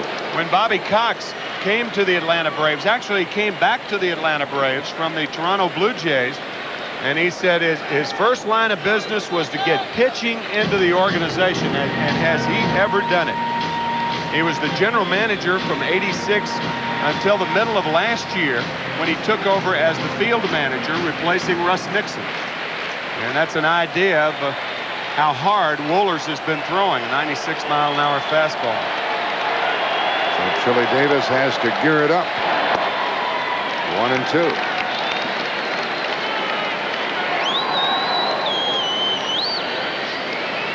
Three-run homer by Gagne. Solo home run by Herbeck. And the other RBI by Knobloch.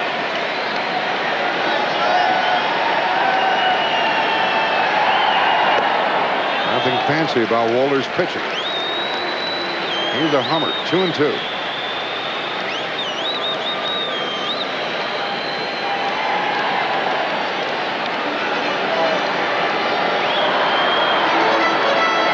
Puckett on at first, 2 out.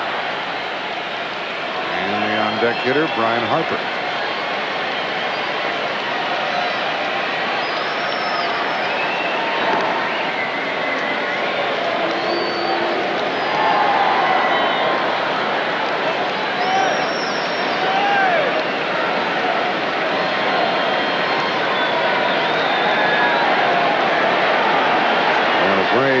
The top of the order up in the 8th inning. Puckett not going, and ball 3.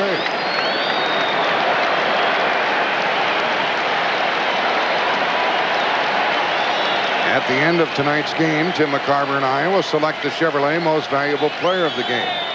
Chevrolet will then donate $1,000 on the player's behalf to the Special Olympics.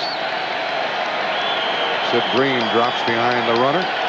Puckett will be going with the delivery.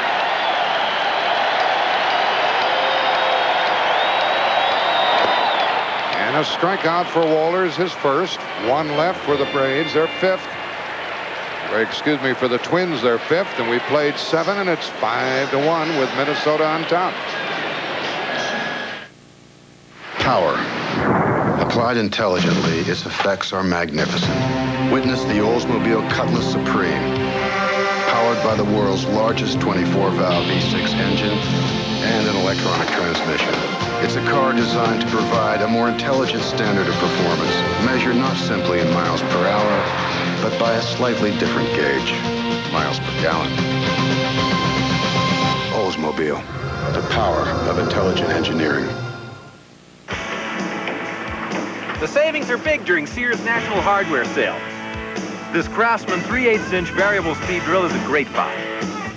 Or for under $20, pick up any of these Craftsman tool sets or a new toolbox. Your choice, only $19.99. And this Craftsman 50-piece mechanics tool set is only $39.99. It's Sears' biggest hardware sale, and it's happening right now.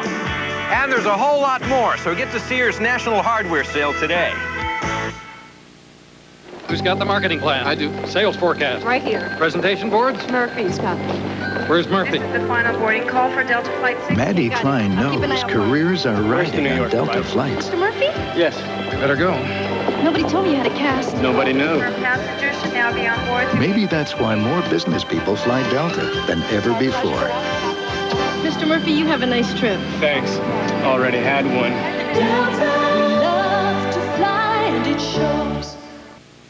I made it home last night, finally, after an hour on the freeway.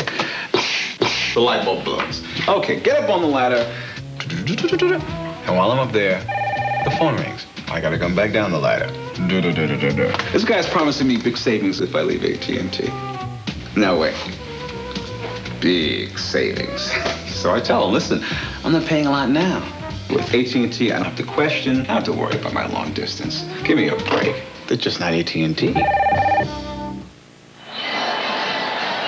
This game summary is sponsored by AT&T.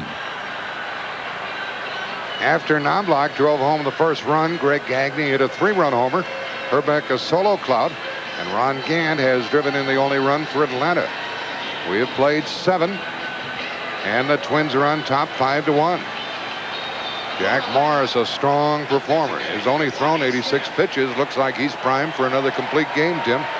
He had 10 during the season with a couple of strikeouts, 11 complete games last year. There are more complete games in the American League by starting pitchers than there are in the National League. That's because of the use of the pinch hitter, but in the American League, you have many, many more complete games than over in the senior circuit. Well, Lonnie Smith has not been on base tonight.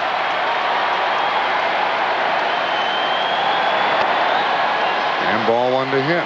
Lollipop right there. That's what Kitty was talking about earlier, about 4 or 5 times a game. He throws that little slop drop, and that was what that first pitch was. He comes back and gets one past Smith. Morris has struck out 3, and he has walked 2.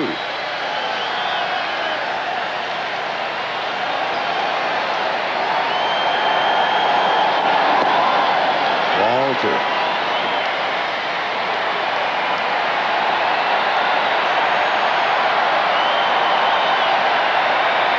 Morris pitched the first game of the season for the Twins.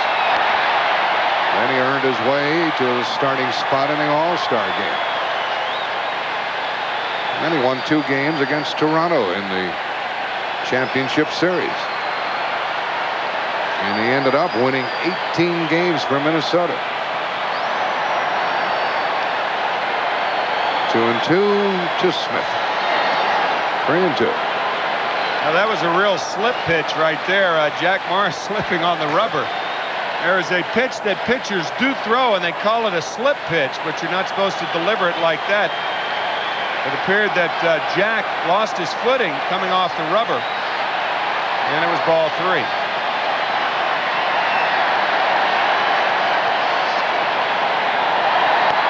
Well, the Braves get their leadoff man on. Third walk for Morris. We have seen the Greg Gagne home run, and after doubling his second time up and scoring a run in front of the Gagne blast, here's what Herbeck did.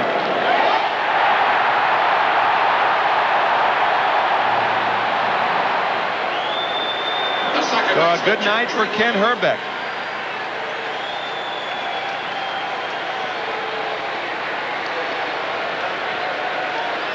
In the bullpen, it is Mark Guthrie, the left-hander. And he is being joined down there by a right-handed pitcher. And now ball 1 to Jeff Treadway. Even before Morris went out to start this 8th inning, Twins had their bullpen heating up. A walk and now a ball 2 count on Treadway, and Morris might be inviting the Braves back into the game.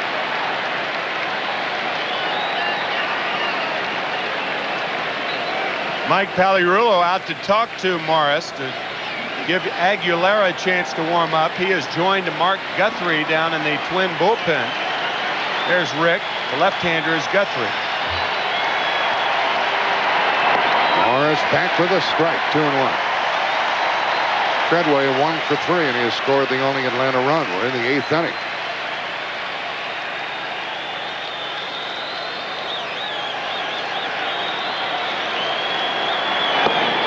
Outside and 3-1. Look for Treadway to take again on this 3-1 count with the Braves trailing by 4 runs.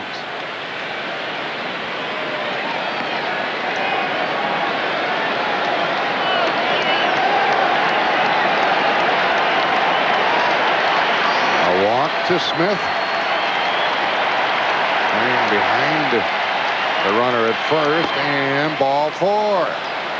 That's 4 walks by Jack Morris. Here is Jim Cott. Well, Jack and Tim, the Twins bullpen in the American League Championship Series, such a valuable part and the reason they won. But 2 of the most valuable pitchers, David West and right-hander Carl Willis, they're not up right now. Guthrie's up to come in and get a left-hand hitter out. Aguilera to come in and try to lock it up. And they are going to lift Jack Morris and bring in the left-hander to pitch to Pendleton.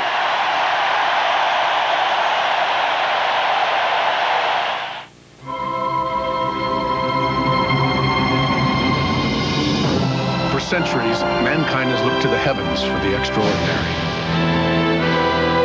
Starting November 1st, it can again, in the friendly skies. Introducing Connoisseur Class, only on United. A truly elevated form of international business class. Come fly the airline that's uniting the world. Come fly the friendly skies.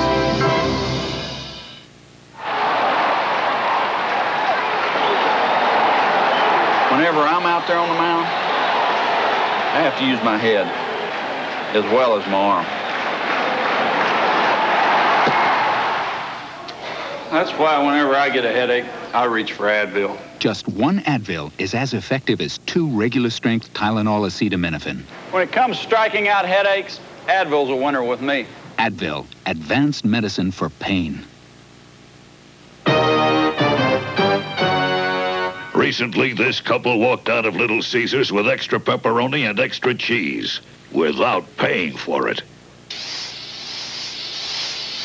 It's Lotsa. 2 pizzas with extra pepperoni and extra cheese for $8.98. So why pay $8.99 for 1 pizza when you can get 2 for $8.98 at Little Caesars? It's like getting 1 pizza free. Pizza. Imagine 1 billion people cheering at the same time.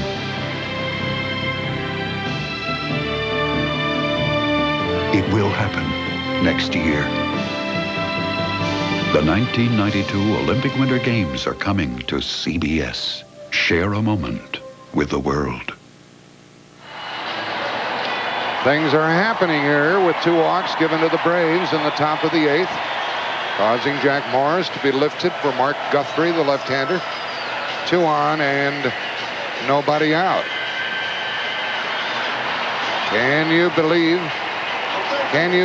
that we're going to have the Winter Olympics coming up in February right here on CBS? February 6th will be the opening ceremonies, Tim, and you'll be there. Christy Yamaguchi, Tanya Harding. Opening ceremonies on February 6th. 121 hours of programming over a 15-day period from the 8th through the 23rd. And then the competition commencing on February 8th. Guthrie to Pendleton. He took a strike. And the Minnesota fans saluted Jack Morris when he left after pitching 7 innings and a tip of the cap. He's from Highland Park, nearby to downtown Minneapolis. Actually from St. Paul and Highland Park. 2 on and nobody out. Braves trailing 5-1 and a hard hit ball to Knobloch. They get 1, 2.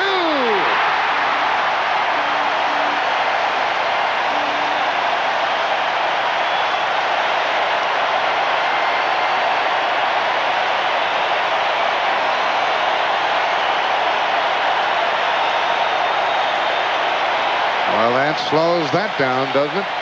Runner at third, 2 out. Pendleton hits a rocket to the right of Chuck Knobloch. Knobloch going down with the ball, making sure of 1. That's the key. And then the strong return throw of Gagne gets Pendleton. Terry knew he had been ahead. And Justice comes up with 2 out and a runner at third. He's fried to deep left, walk, and single. Barry Pendleton, by the way, nursing that sore arch on his left foot, is not at full speed.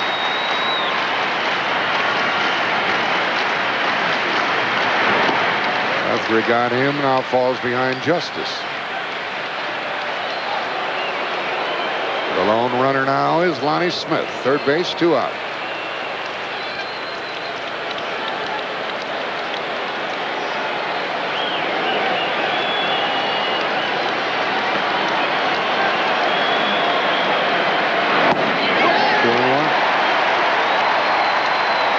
Guthrie 7-5 during the season with a couple of saves. The bullpen has been magnificent for the Twins in postseason. 18 1/3 innings of scoreless ball in the ALCS. 3-1. And now Guthrie coming in and serving up the double play ball for the time being and getting the Twins out of hot water.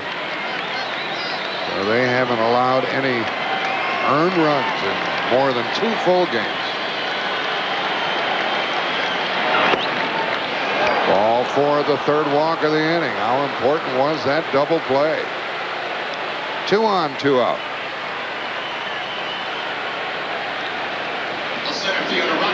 And the Braves have a man who could cash in on this situation, but Tom Kelly comes out.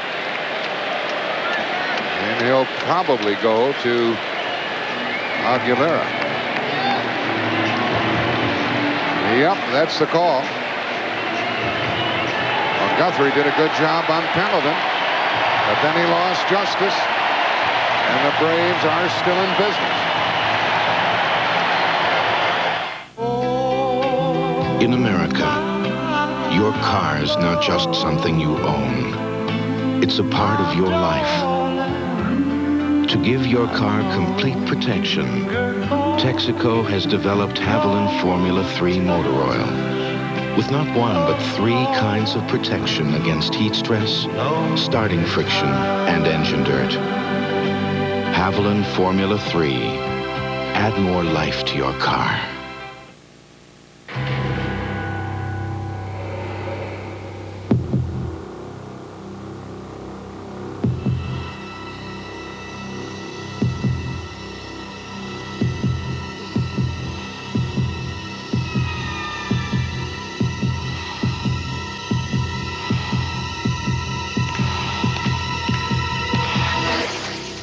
Rolaids.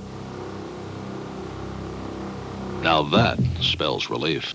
The temperature never drops below Xerex. That's very important to remember, especially at a time like this, when it's very deserted and very cold. Ah, you did remember Xerex Antifreeze. The temperature never drops below Xerex. Had this doozy of a sore throat. Know what my doc suggested? Chloroseptic. I actually felt the pain go away in seconds. Because Chloroseptic penetrates on contact for fastest relief. More doctors say Chloroseptic spray. I helped my dad build this place. Well, help. I was so small I could barely swing the hammer. But he taught me a lot about tools. He used to say, you can buy cheap tools every couple of years. Or you can buy Stanley once. Since 1843, a company from New Britain, Connecticut has been helping people do things right. Stanley. I even take my tape roll fishing. Well, that way I'll know how big a story to tell. 5-1 Twins lead with 2 on and 2 out here in the 8th inning. Rick Aguilera, their stopper, 42 saves on the year. And to give you some idea of how the bullpen of the Minnesota Twins responded in the American League Championship Series, look at the starters and look at the averages of the Blue Jays against them. 316 against the starters, 119 against the relievers. An ERA, as Jack said earlier, of 0, no runs in 18 1/3. So that gives you an idea of how valuable this Twin bullpen is.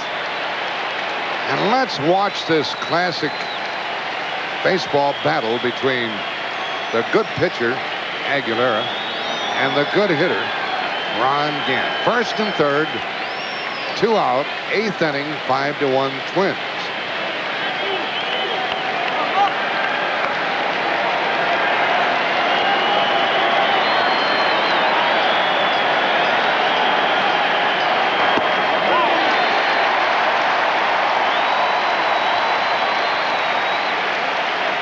Aguilera, realizing the Gant power, throws a splitter on the first pitch. Aguilera, fastball, curveball, slider, and the split finger fastball has really made him into a quality reliever, one of the best around. Now, strike 2.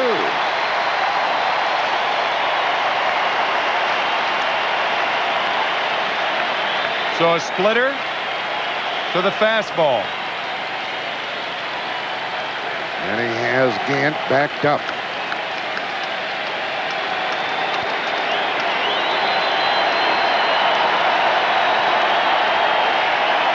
Get the Yankees ready.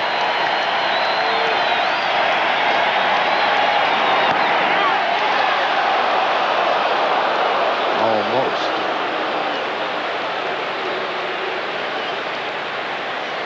No hits in the inning for the Braves. 3 walks.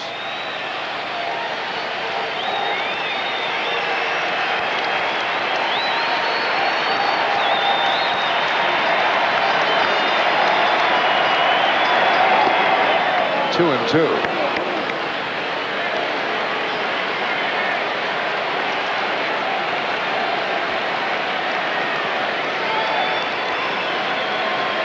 See what Brian Harper flashes down for Aguilera.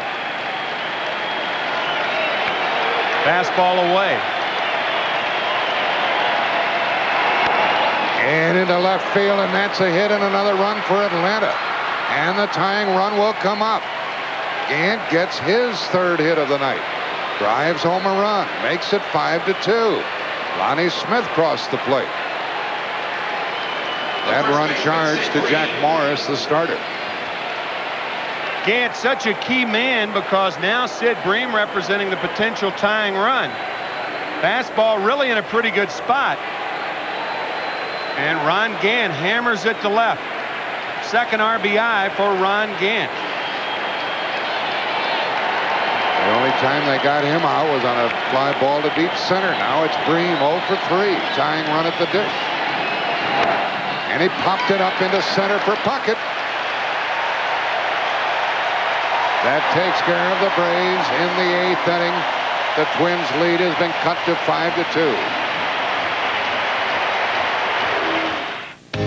5-2. Some trucks don't know when to quit. Like a rock, I was strong as I could be. Like a rock, nothing ever got to me. Over 98% of all the Chevy trucks sold in the past 10 years are still on the job. Chevy trucks. Like a rock, The trucks you can depend on. The trucks that last. like a rock. Come on, Taffy. Let's go find Daddy. Hi. I like the light in your Who's coming? With a Coke for Daddy. Hi, Jenny. Hi, Daddy. Ice cold, too. Thank you, Daddy. Jennifer.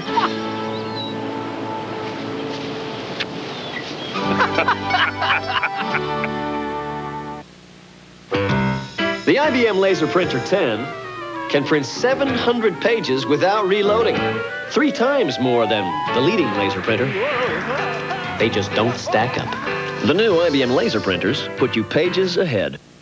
Introducing the Goodyear Buy 3, Get the 4th Tire free sale. Buy 3 Goodyear all-season radials, and you'll get the 4th tire free. Come on in before they all disappear. State Farm sells life insurance.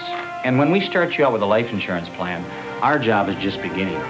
You see, we're there after you buy the policy, keeping in touch as your life changes, listening, explaining, answering your questions, helping you keep your life insurance plan up to date as your needs change.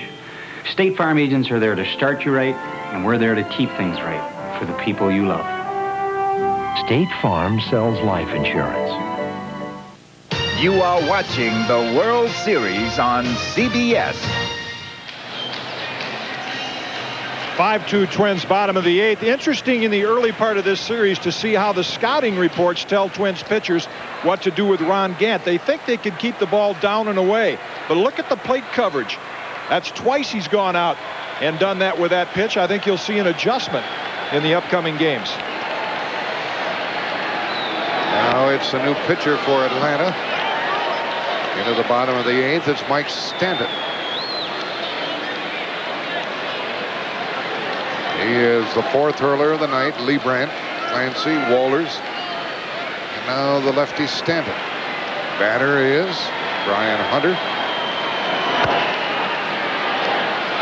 And an aggressive play by Pendleton, and he got him. Harper is 2 for 4. Pendleton knew who was running. You don't often have this many chances if you play the left side of the infield because you do have the longer throw. Pendleton blocked it and then picked it up and double clutched and still got Harper. Shane Mack is the batter. Stanton blitzed it past him. Mack is 0 for 3. Former San Diego player. Lives in Las Vegas, where he played with the San Diego AAA club. Yeah, Shane's dad, as a matter of fact, an employee at the Los Angeles International Airport. And I talked to him about 2 months ago about Shane and about his how proud he is of his sons, one of whom is a great high school football player, and another who is a minor league prospect with the Montreal Expos.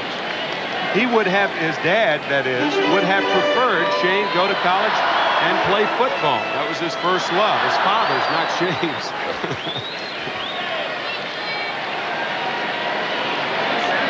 1 ball, 2 strikes. And down he goes, and he's 0 for 4, and Stanton has taken care of the first 2.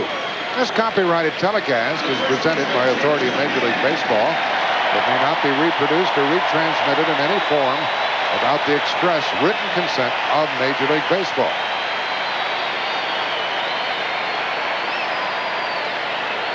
And a lusty cheer for Kent Herbeck. Grounded to second, doubled and scored, and hit a long home run.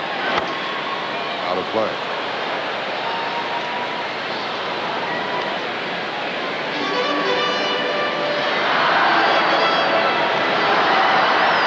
Two Twins.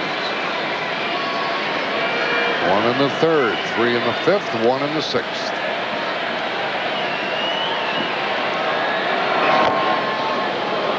Tough to catch up with Stanton at times. He and Ken Merker, part of the left-handed tandem in the Atlanta bullpen. Throws awfully hard.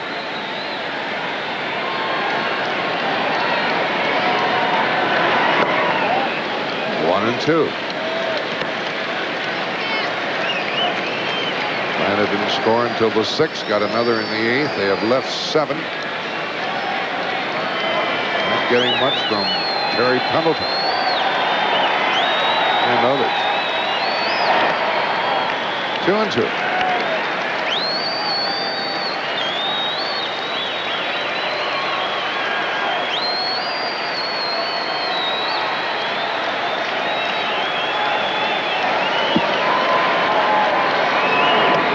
Strike 3 call, and Stanton has a 1-2-3 inning with a couple of strikeouts. The Braves have a good hitter to lead it off. That's going to be Brian Hunter. They'll go into the 9th, trailing by 3.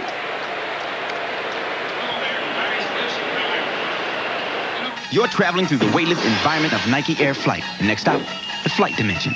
Examine, if you will, Scottie Pippen about to discover the power of his flight shoes by way of a time warp.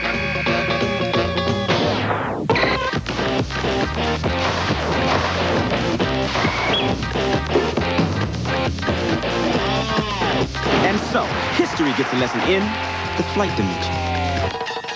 Son, you could make hundreds of dollars a year in professional basketball.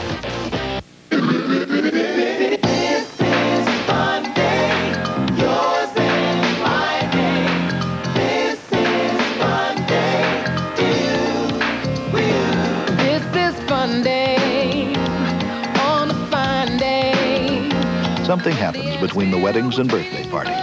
It's called the rest of your life. That's why we created America's most popular camcorder, the Handycam, from Sony.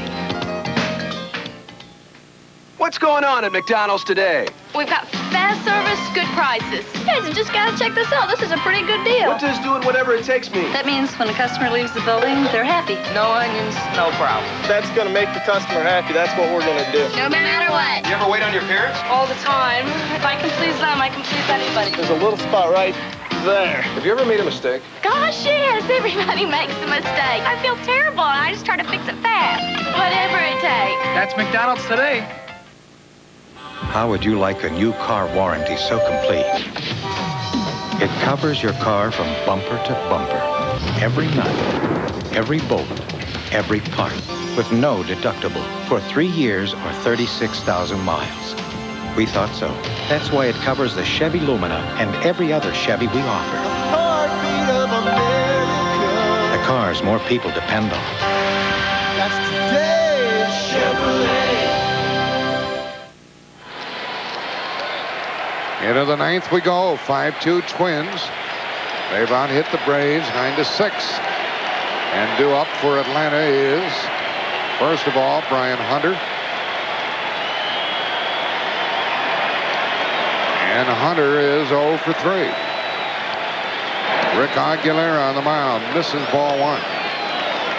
Hunter to be followed by Olson and Blauser. And if anybody gets on, Lonnie Smith. 1 ball, 1 strike. This kid doesn't wait around, does he? No.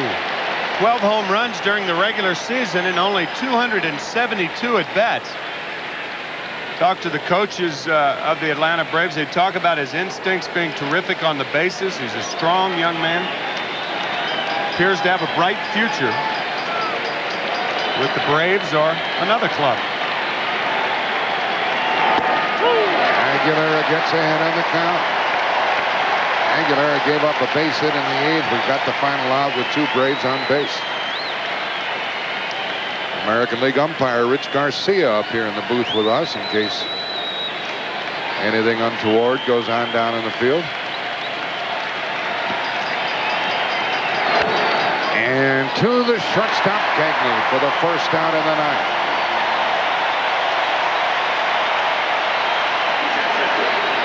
For Bobby Cox, his team carrying 10 pitchers. Minnesota, primarily because of Aguilera, carries only 9. Bobby Cox has Tommy Gregg, Jerry Willard, Francisco Cabrera, Keith Mitchell, and Mark Lemke. So he's got a lot of guys to go to on the bench. He stays with Olson, who's had a single and a walk.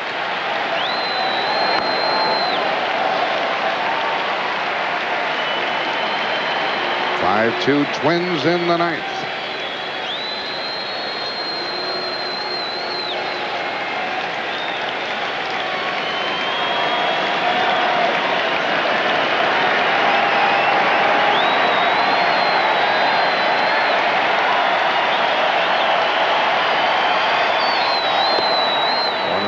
Aguilera tries to save it for Jack Morris.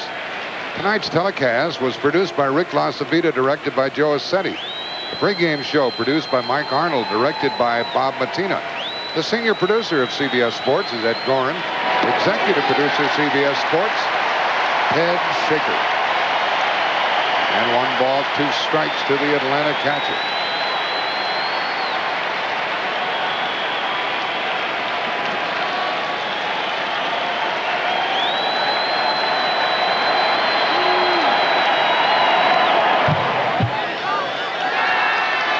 Stays 1-2. The Braves have left 7, trail by 3.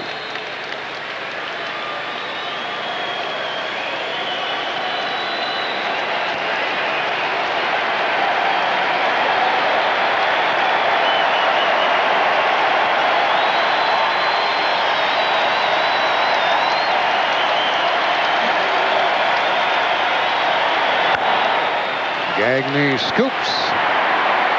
2 out. Let's go down to Jim Cott to talk about Gagne. Well, probably the key pitch out of a couple of hundred thrown tonight was the pitch that Charlie Leibrandt threw. Let's look at it on our inside pitch. He tried to get it inside, but he didn't. It started at 83 miles an hour. It moved back across the middle of the plate, ended up at 76 in the zone. That's not where Leibrandt wanted it. That was probably the key pitch in this ball game. And the ball sailed away in the 5th inning. Now there are 2 out. The fans are on their feet. And the batter, Jeff Blauser. He pinch hit earlier. He's 0 for 1. Stayed in the game to play short. After this game, if it stays as is, we're going to try to talk with Greg Gagne and Ken Herbert. Pat O'Brien coming up along with Tommy Lasorda. 1 ball, 1 strike. Twins hit 2 tonight.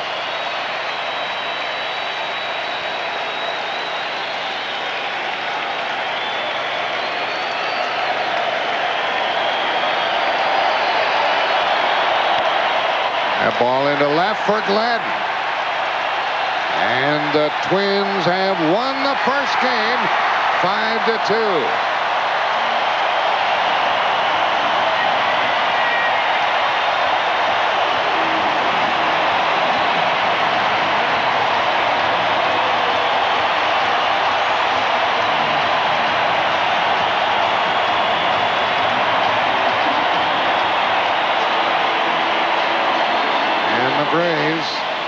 They'll try to come back tomorrow night. This is the 5th straight Minnesota Twin win here in the Metrodome. They beat the Cardinals 4 in the Dome in 1987, and the first one here tonight, and tomorrow night it will be Atlanta versus the Twins for Game 2. And we'll be on the air at 8 o'clock with Pat O'Brien and Tom Lasorda. Those 2 are coming up. The final score here, 5-2. Jack Morris, the winner. Like of all the trucks in its class, only Chevy S10 Blazer gives you 4-wheel anti-lock brakes standard, which helps you steer through a curve while braking. Without it, you don't have as much control. And why should that be important to you? Because in the real world, safety doesn't have to be an option. Chevy trucks. Standing arrow straight. The trucks you can depend on. The trucks that last. State Farm sells life insurance. In fact, we've been there protecting hopes and dreams for families for over 60 years. And we're there for your family today with the life insurance value you're looking for. You see, the cost of State Farm life insurance is among the lowest in the industry. So, you get an outstanding value from a company with a long history of financial stability. Isn't that what you're looking for in a life insurance plan for the people who are counting on you? Love you. State Farm sells life insurance. Do yourself proud. Make you look beautiful. Do it for yourself with Minwax and Wood. Get beautiful color with Minwax Wood Finish and lasting protection with Minwax Polyurethane. So do yourself proud with Minwax and Wood. We've added the leading cough suppressant to the proven cold relief of Alka-Seltzer Plus.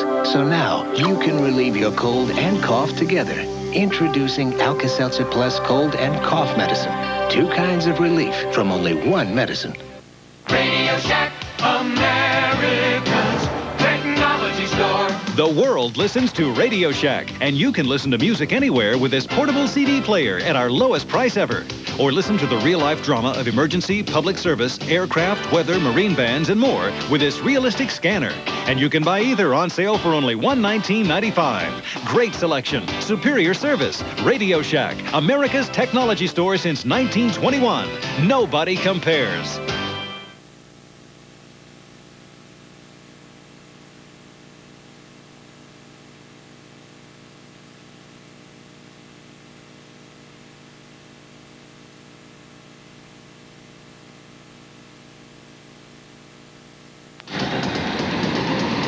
How hot can it get inside your car's engine? This hot. 570 degrees under extreme conditions. Take a leading motor oil. Take Mobil 1 and watch. Of course, Mobil 1 costs more. But under extreme conditions, when you see what can happen to conventional motor oil, it doesn't pay to play with fire. Mobil 1. Isn't your car worth the extra protection? I have this fantasy where Steve takes me to this very romantic place for a candlelight dinner in his Nissan Pathfinder.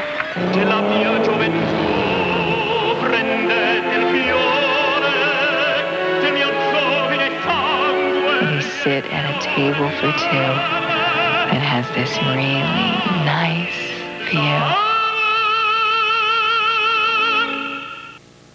That's what you did to Charlie Leibrandt tonight. Well, you know, he got me chasing a high fastball to strike me out, and I said, well, I got to get a good pitch to hit, and I said I'll just be ready for his fastball, and usually do, you know, take my plan to hit the fastball and then adjust to the break and stuff. But on that pitch there, I just went up there thinking about hitting it in the hole, and I ended up hitting it out of the park. I'll say you did. And Ken Herbeck, it doesn't appear that the long layoff that everyone talked about affected the Twins at all. Your timing was right there tonight. Yeah, it felt pretty good. You know me, Jimmy. I like a day off once in a while, and it was nice to have a few days off. But, you know, it's something different for us every night. Tonight was Gags with the big 3-run homer for us, and in the playoffs, Pags came through for us, and a guy like Chuck Knobloch. So everybody else has been doing their job. It's just somebody different every day.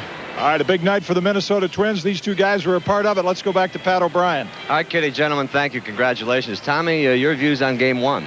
Well, I think that home run by Gagne was the one that they needed real bad, and that put them out in front. And then I think the clutch pitching of Mars, he got him out when he needed to, when he had those threats going, and I think that made the difference in the ball game. Let's look ahead to Game 2 now. And we always talk about big games in any series, and Game 2 now looms as a very, very big game for Atlanta. Without question, Pat. They would like to go out just as they did in Pittsburgh. They broke even with them. They've got to win tomorrow night's game. Otherwise, they don't want to go back to Atlanta down 2-0. They've got their bread and butter man, Tommy Glavine, going tomorrow.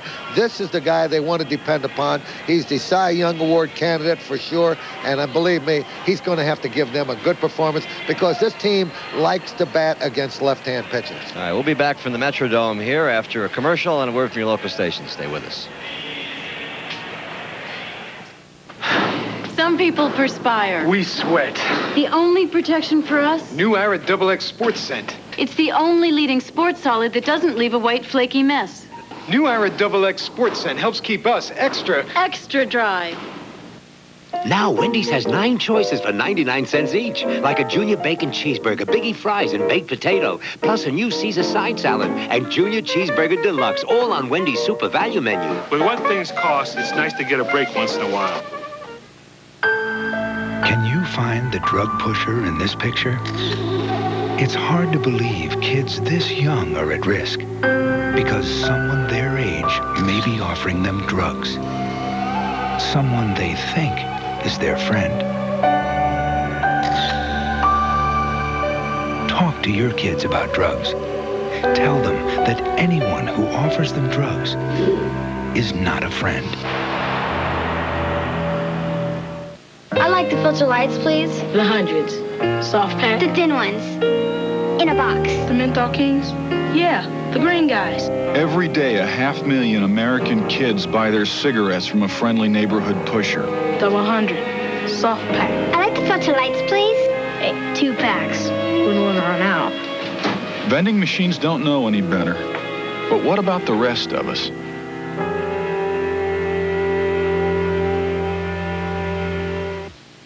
What would you do in the name of love? In the name of lust? Premiering November 7th on CBS Late Night. Silk Stockings. It's too hot to sleep. Well, the fans are wading out of the Metrodome, having had a successful night for them. The Twins go up 1-0, and that does it for this series opener. For all of us here at CBS Sports, I'm Pat O'Brien. We'd like to wish a good night from the Twin Cities. For once again, our final score, the Minnesota Twins 5, the Atlanta Braves 2. Join us again tomorrow night at 8 o'clock Eastern Time for Game 2. It'll be Tom Glavine for the Braves and Kevin Tapani for the Twins. And a reminder to start your viewing day at 12:30 Eastern Time with The NFL Today. Terry Bradshaw and John Madden will give out their midterm grades. Stay tuned for that one. Then stay tuned for doubleheader action starting with Tampa Bay against undefeated New Orleans or the Minnesota Vikings at New England. In the second games, most of you will see the surprising Lions visit the 49ers up at the Stick. CBS Sports coverage of Game 1 of the 1991 World Series is brought to you by Chevrolet, the heartbeat of America, the cars more people depend on. McDonald's, getting more for your money. That's McDonald's today. And by Polaroid. Nothing works like Polaroid instant photography.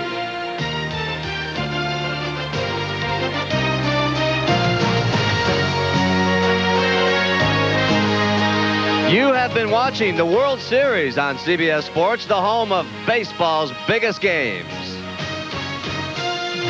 They named the Hubert H. Humphrey Metrodome after a man who knew a little something about power. And tonight, Greg Gagne showed that power is the best politics here. Good night, everybody. This unofficial moment in our national pastime is brought to you by the official airline of Major League Baseball, United. Come fly the friendly skies.